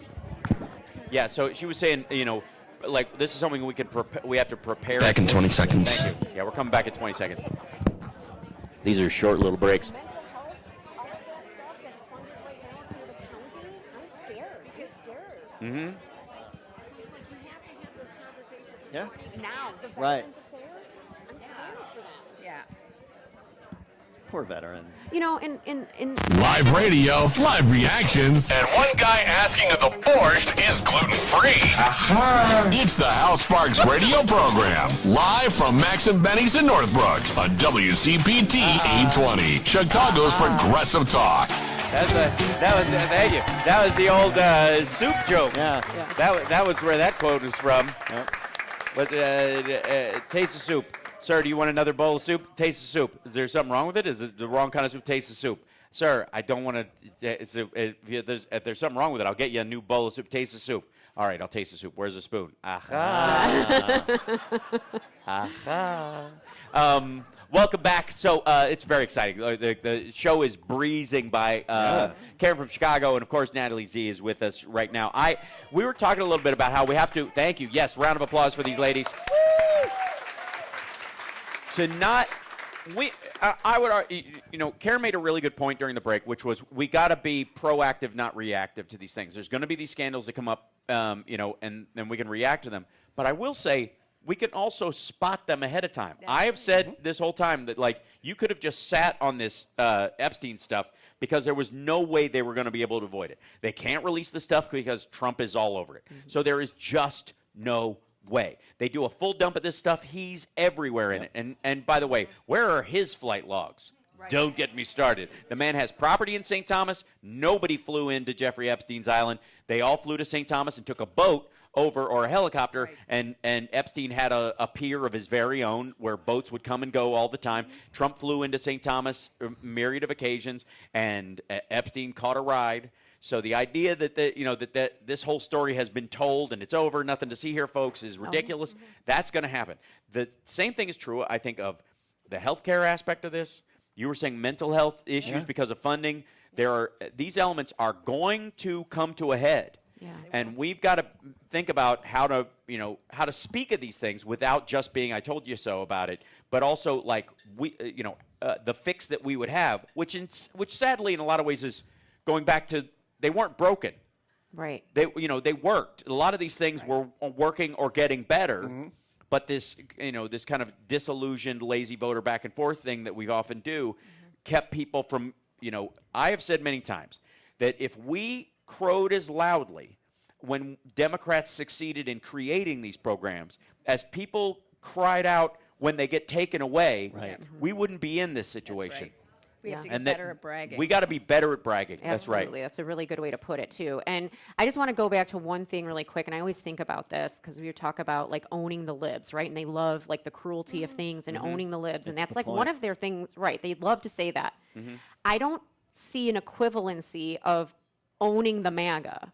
Like, I'm not out to own the MAGA. You're not trying to hurt people. Never. I would never say, well, because you voted for him, you don't get this, or I told you so. That is never, ever going to be my approach, and I don't agree with that type of approach at all. That's why they think Superman is woke. Yeah, I mean, it's so, like, I'm always looking for sort of like those equivalencies, because that's just how my brain works, right? And I don't see that just in our... Well, especially when it's something like the floods in Texas. So to that point, they took $10 million from Biden. They didn't want his communist money, but they decided if we can keep it from the blue states, right, to give relief to anybody living in a blue state, we're okay to take it. But then they took that money, and instead of investing in infrastructure so that it was an early warning system. Specifically, it was $8 to $10 million that Biden awarded to that area that was struck by this flood with early warning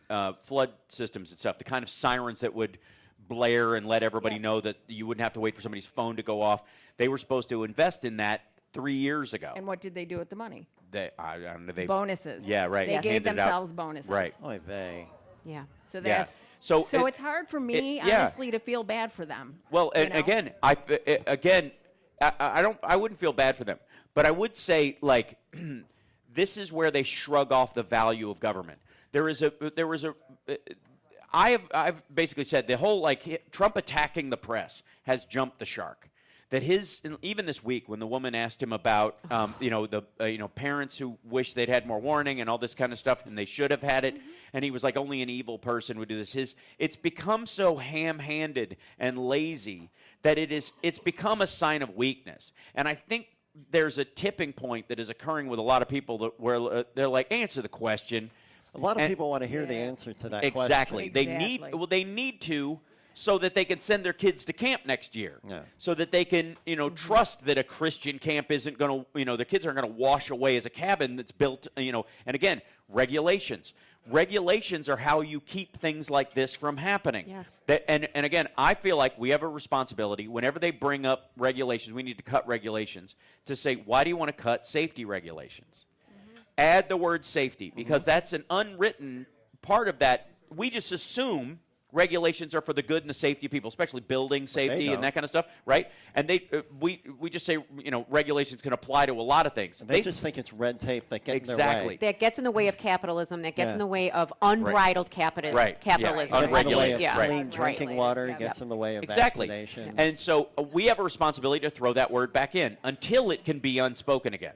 Until we have taken for granted. One of the reasons why you'll notice that with this 1,000-page bill that they put through, it was a lot of stuff, but it was little bit like a bunch of little bills all thrown together in one big chunk. But each one of them is loaded with loopholes and will fail in court almost everywhere because they don't care. Republicans don't legislate for loopholes and deal with it because they look forward to them. Trump himself is. The tax law has to be full of loopholes so people like that can take advantage of it. So they don't want complex laws. One of the reasons you want complex laws is because it's a complex country with a lot of different people. And there's a reason why we do things in triplicate. That you need to do stuff in triplicate. You know why? Because you used to just have one copy and somebody cheated. So you made a second copy and they paid that guy to help them cheat. So you need a third copy of everything. It didn't just pop out of nowhere. And so the complexity of these things, we have to own this as well. And the idea that you would want a small government, Grover Norquist would say you could drown in a bathtub, for a country as big and as important as the United States, should be embarrassing. And so that should be something like, why would you want America to have a weak government? Small and weak are synonymous in the MAGA crowd, and you can plant that seed. Explain to me why you want the government of the United States to be weak, in spite, in the face of the threats we face in this world, the cartels even, all the stuff they're worried about. Why would you want the government small? You clearly want enough of them to, guard an entire wall. We have to take a break, and we're at the end of this, and but we can, hold them. Yeah? Yeah. I thought you had something to say. I was waiting for, John. No, John. You know what else John Mulaney said? Oh, stop it. Okay, right. We'll be back right after this. It's the House Parks Radio program, Mega Worldwide.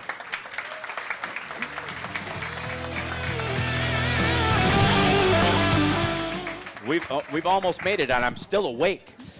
You're doing It's amazing. No, I don't. Yeah, I will. Probably tonight when I have to do my second event. So, yeah. I beg your pardon. So this is what I'm doing tonight at the Metro. Huh?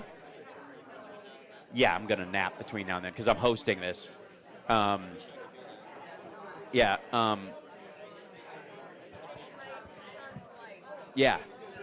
so this year it benefits Children's Hospital of Chicago.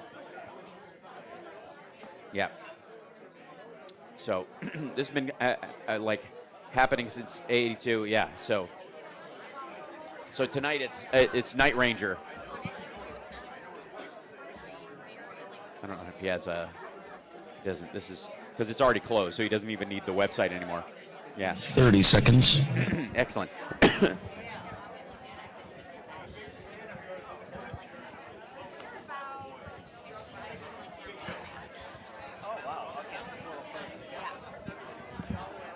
All Dane County, though.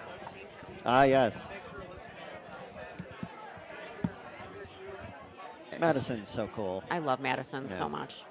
Wisconsin? Yeah. Mm-hmm. That's like where I really cut my teeth on the protests during Walker's days. That's where Sidney Jansen moved after high school.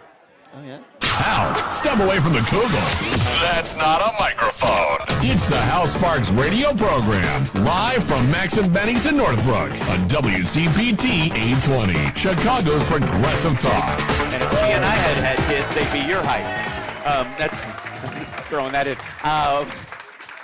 I was hoping that just like little snippet of the it's like that old I forget who did that joke way back in the day or whatever about how the music just dies down at the exact moment when you're having an uncomfortable conversation at a party. Like I said, that's not my hand. Right? Yeah, right. Those aren't pillows. Yeah, at the motel. Sorry. Right. I have a salve. Whatever it is. Can I say something? You were talking about, how they want to shrink the government, the federal government. And they always use the argument that the states can do it better. What an opportunity is this with everything that's happening in Texas to show Right. this is exactly why you cannot leave it all to the states. Well, and also, I think one of the things that will come true, in terms of the conversation that we're having about prepping for when the crap hits the ventilation device, is I'm trying to stay radio friendly. you did it. As best I can. In all honesty, is this idea that the government, blue states have been paying for the red states for a very long time. And when there's going to be a point where they're going to have to confront the idea that they're not the bootstrappers they have been telling everybody. And as these funds get cut from these places, they, maybe it's time for them to start, saying, thanks, Washington State, thanks, New York, thanks, California. Illinois. Illinois, right. That's right. For, and arguably Pennsylvania, between Philly and Pittsburgh and the money that goes through there, like these are where the big cities are, and Jersey, where, that pays for Arkansas and all these states.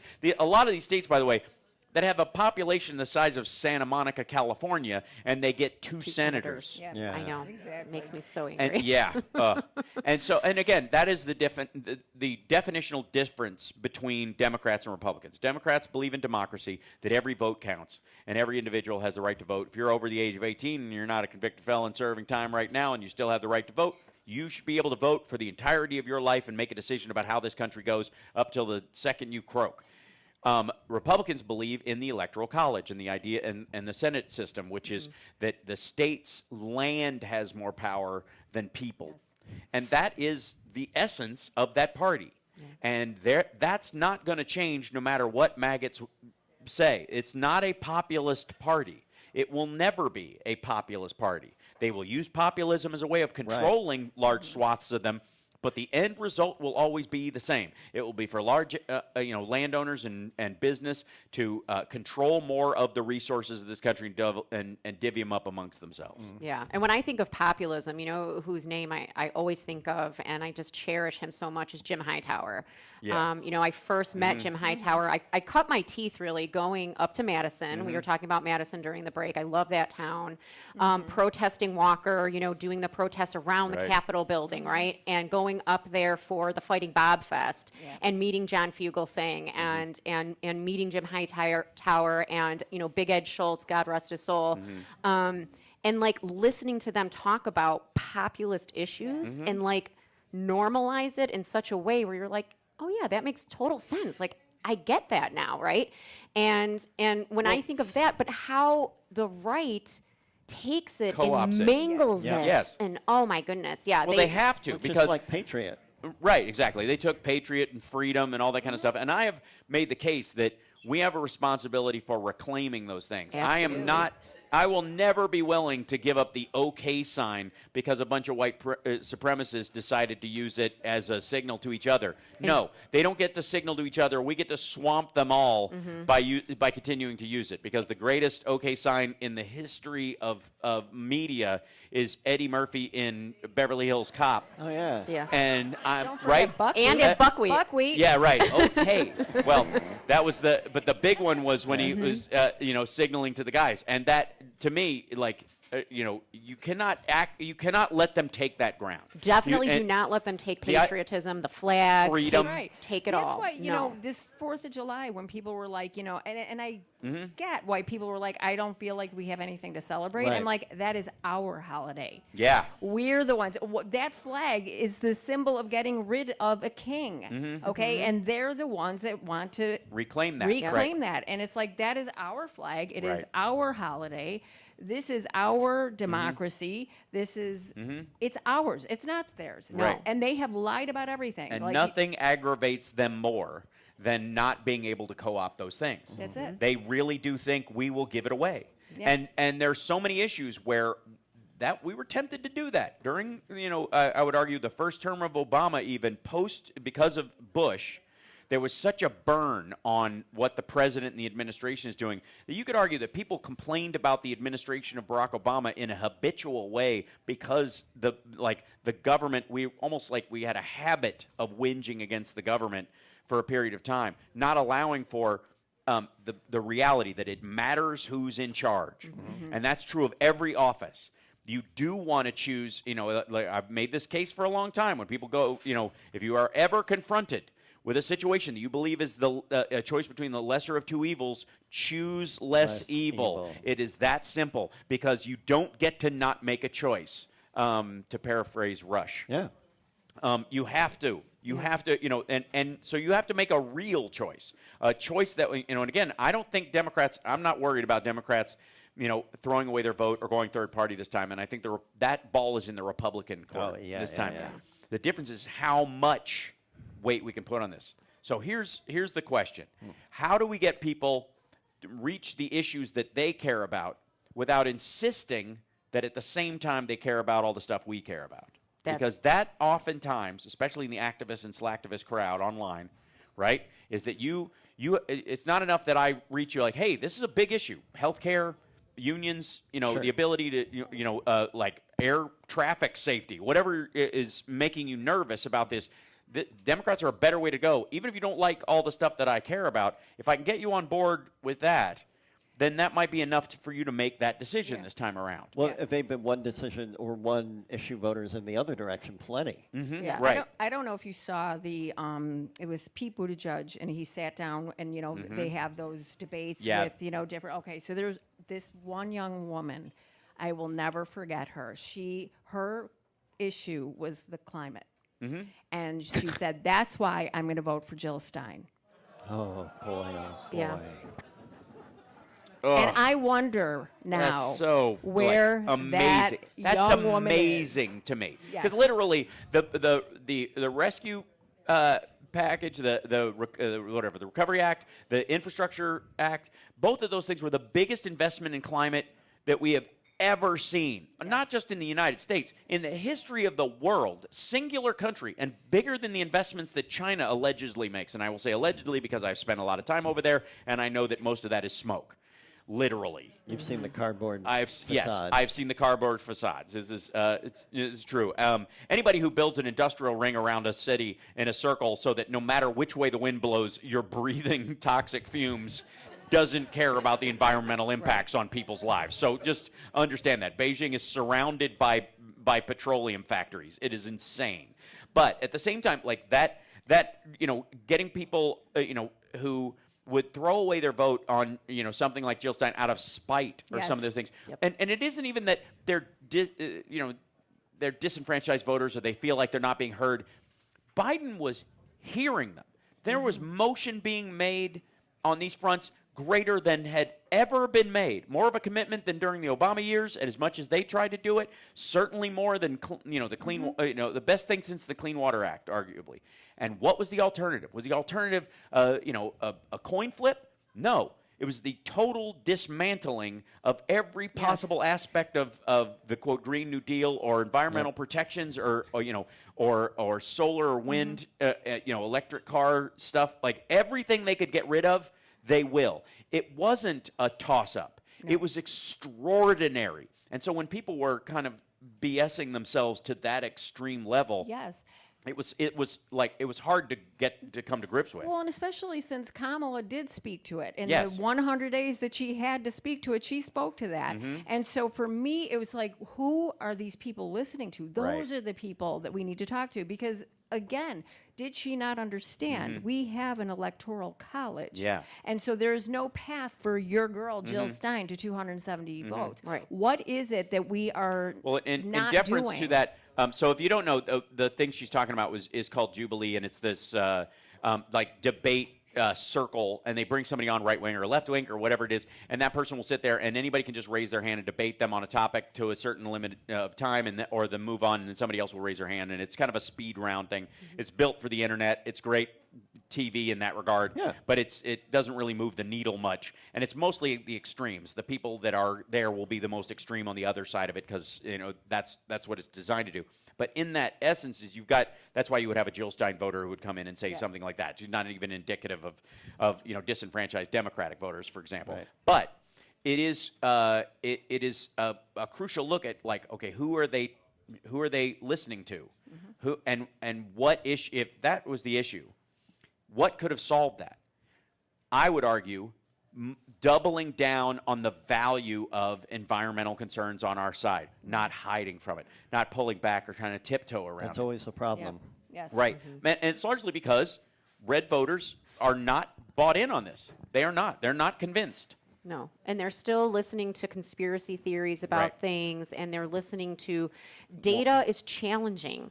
It's hard to look at the metrics and understand the science of climate change. Oh, yeah. It's difficult. I get it, right? And you have to look at all of these charts and the data. Mhm. There are places that you can trust Mhm. where they've done it all for you. Yeah. You know Right? what don't is not believe hard to fact checkers. understand are tornadoes at O'Hare Airport, Mm-hmm. multiples in Yeah. the span of 2 days. What's Mm-hmm. not hard to grasp are flooded streets in the streets of Fort Lauderdale, Yeah. Mm-hmm. or what happened in Texas.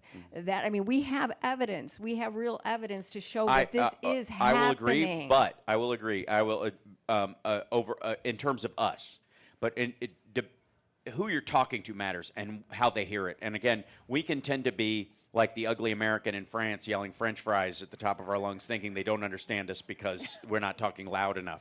And in their case, they're speaking a whole different language, and they think this was God's will, or they think this is just the we're moving through a universal cycle around, and we don't know what's bringing this, and there's going to be another ice age soon anyways, and there's nothing we can do about it, so why even bother? And this is an insurance issue. That's what's happening in Florida. That's what will happen in Texas. That is their answer to it. Tough. That's how life is, and you can't control the weather except when you do, and that's where right?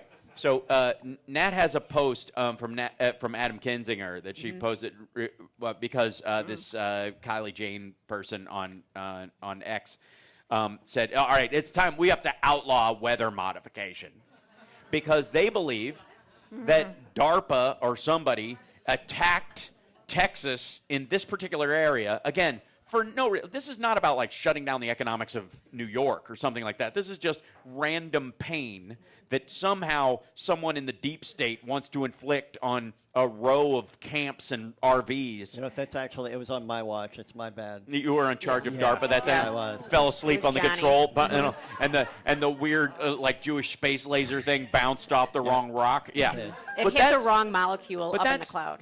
They believe, that's a big part. They believe in this is this is also the Epstein thing is all Bill Clinton and Bill Gates, and there was a plandemic. That's the same crowd that believes that weather modification is behind all this kind of stuff, and there's no reaching those people. What I do think we can do is shame them out of existence, so they become a pariah in the conversation again. And we got to be, we can't be fearful about doing that, of literally calling somebody out for just being ridiculous anymore. And that, I think a lot of people are afraid to do that because, mainly because of the troll factor, because there's a bunch of those folks online. And I keep going back to that line in Mindhunter, that it was such a lightning bolt for me. I love that series. Did you watch Mindhunter? Yeah. That where they're talking to Ed Kemper, the co-ed killer, and they said we're calling these people. We think they're organized and disorganized killers, and there's frantic, and then there's and he goes, "What do you think?" And he goes, "I think all of your insights about serial killers have been taken from those you've been able to catch." Right. And so what he was basically saying was, you have no idea how any of the ones you haven't been able to catch think. They operate well outside your thought form. You are only categorizing the easily catchable ones. And so there's a similar thing to the conversation of voters. No, and so I feel like those people, we're almost crafting our message to try and talk to that Jill Stein voter who's a lunatic or so uninformed. Yes, we're at the tail end. We're almost in. Do we break? Okay, break for this one. All right, we're going to take a break. We'll be back right after this. But we have to understand that you don't have to tailor your conversation for that person. You can tailor it for a realistic conversation, and if you build it, they will come. Yeah. We'll be back.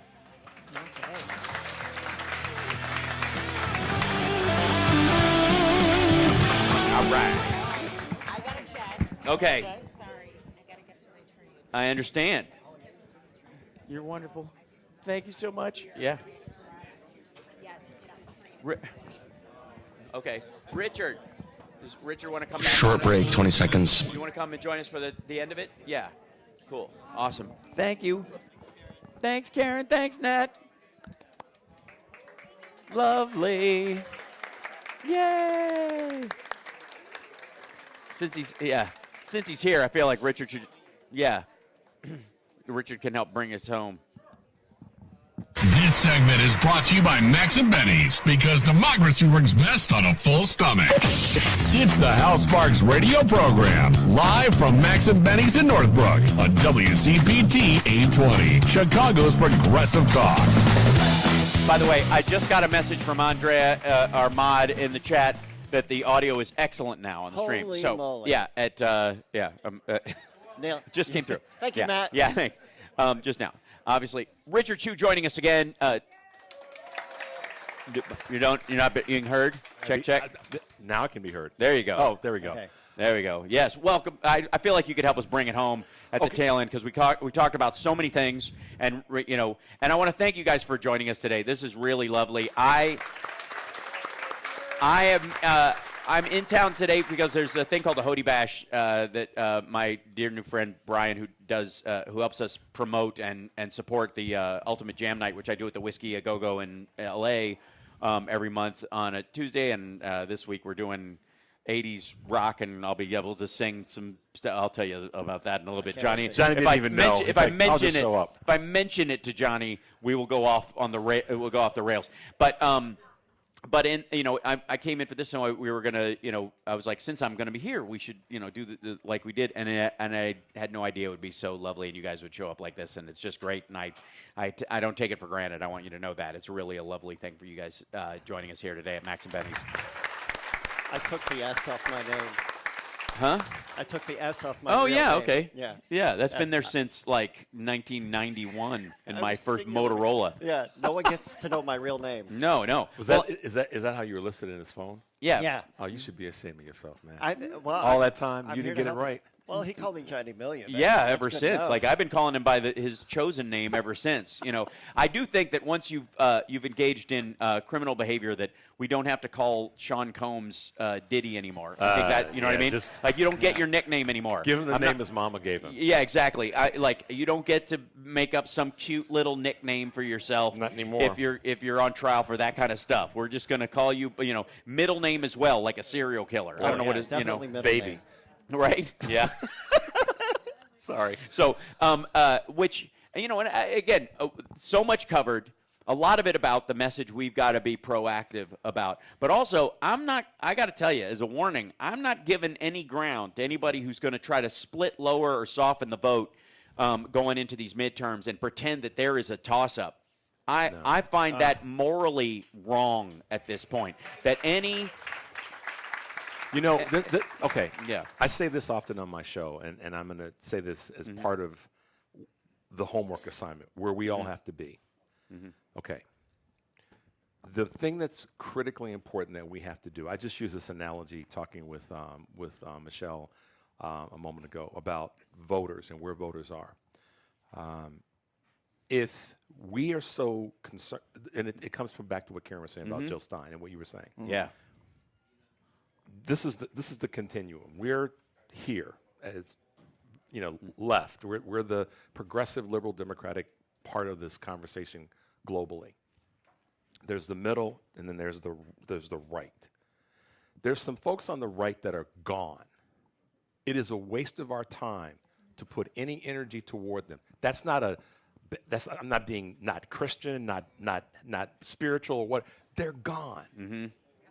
We cannot waste our time on them anymore. I was a lifeguard when I was younger, and we were taught this lesson: if a boat or a vessel were to topple, let them drown. You go. They throw them a cement block. They got to spell your Johnny. name right first. Yeah. We were trained that you get the people that are closest to you first. You've got to get them first, because two things will happen. One, they may help you get the others. And two, you won't kill yourself trying to get the ones way over here. And so we have to be willing to be committed to that. And the message that's got to be every single day with every person that we talk to, and we cannot be afraid, we have to be bold about this, is that we can't wait and give people time to correct themselves anymore. In other words, if somebody's in your presidents, and they say some stupid garbage, you have to call them out right now. Yeah. We've allowed, to your point earlier about giving, we've yielded space and territory. Right. No, not Yeah, anymore. right. We have to be excited about the possibility of someone crossing our path and saying some stupid stuff. Seriously. Yeah. And correcting them. We should be looking forward to them doing that, and then we correct them and say, that's wrong, that's stupid, it's not impactful, it's not going to help us get anywhere. When we do that, it's going to shock them. And we need to be willing to be the shock factor folks now. That's right. And let folks know. Especially when it's around stuff that's good. Exactly. We need to take pride in the stuff that's been created under democratic leadership that again, if we were as excited when it was created as we are when it's stricken down, we would be in a whole different situation right now. We would be the party of pride in what we're doing. The irony that, Democrats support pride, for example, for our LGBTQ members of society, and yet do not have it for things like the support for rural hospitals, even in places where we don't get votes. Support for, the VA. And make it personal. Social Security. Absolutely. Yeah. Make it personal and own it. Don't be afraid to own it. No. Because, believe me, they will seize it. Donald Trump still takes credit for the VA Choice Act of 2014. Yep. Of 2014. Written by Hal Rogers, a Kentucky congressman, signed into law by Barack Obama. Donald Trump still says they were trying to get it done for 50 years, and I got it done. The VA Choice Act of 2014. And so there's a point where anytime they bring up the VA and whatever numbers they're getting about the VA or how happy VA people are about stuff, which is changing, by the way, you bring up, well, that law was signed into, by Barack Obama. That was and just say it, 2014. Yep. And that's own it. And I think one of the things that hold us back is this idea that we haven't been able to help everybody we want to help yet. Right. And so there's still work to be done. There will always still be work to be done. So you do not have to caveat your successes with that. The assumption is, I believe, on the Democratic side, that we will always be working to make it better and more inclusive and more helpful to more people. That's written into our DNA. Part of our DNA. Yeah. Right. But what happens is we spend so much time, with this warts and all mentality of where we go, it becomes all warts.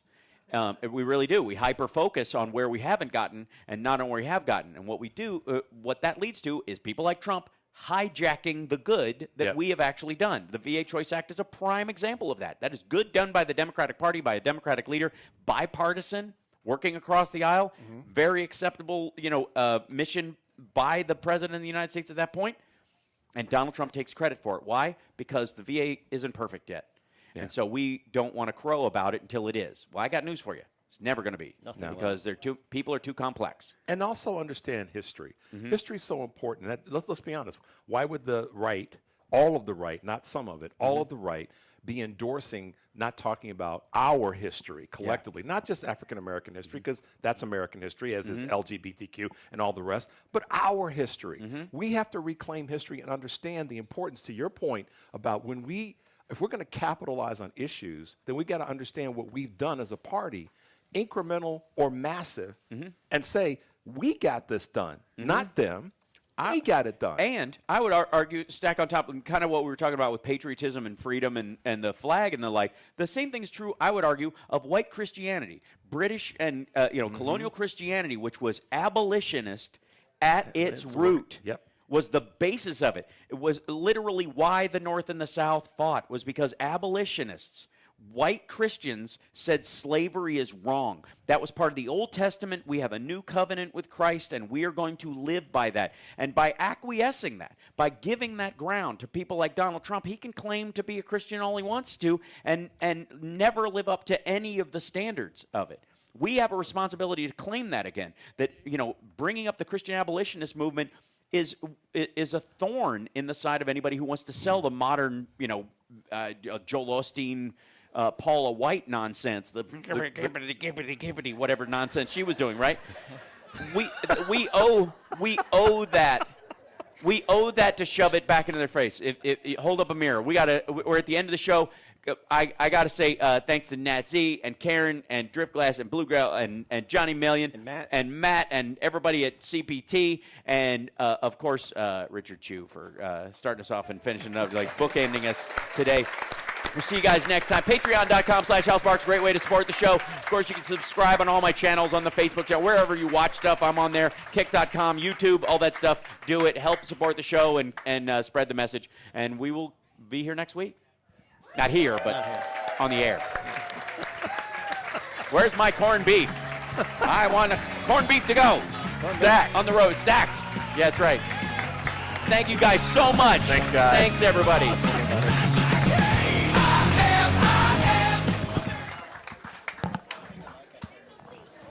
What? Yeah. It was good. Good stuff. Can we get a picture? Of course. Picture time. Yes, of course. Oh, I gotta switch this. Nice job. Thank you. Nice job. Thank you. Yeah. I saw you 7 years ago in DeKalb when you did a radio show out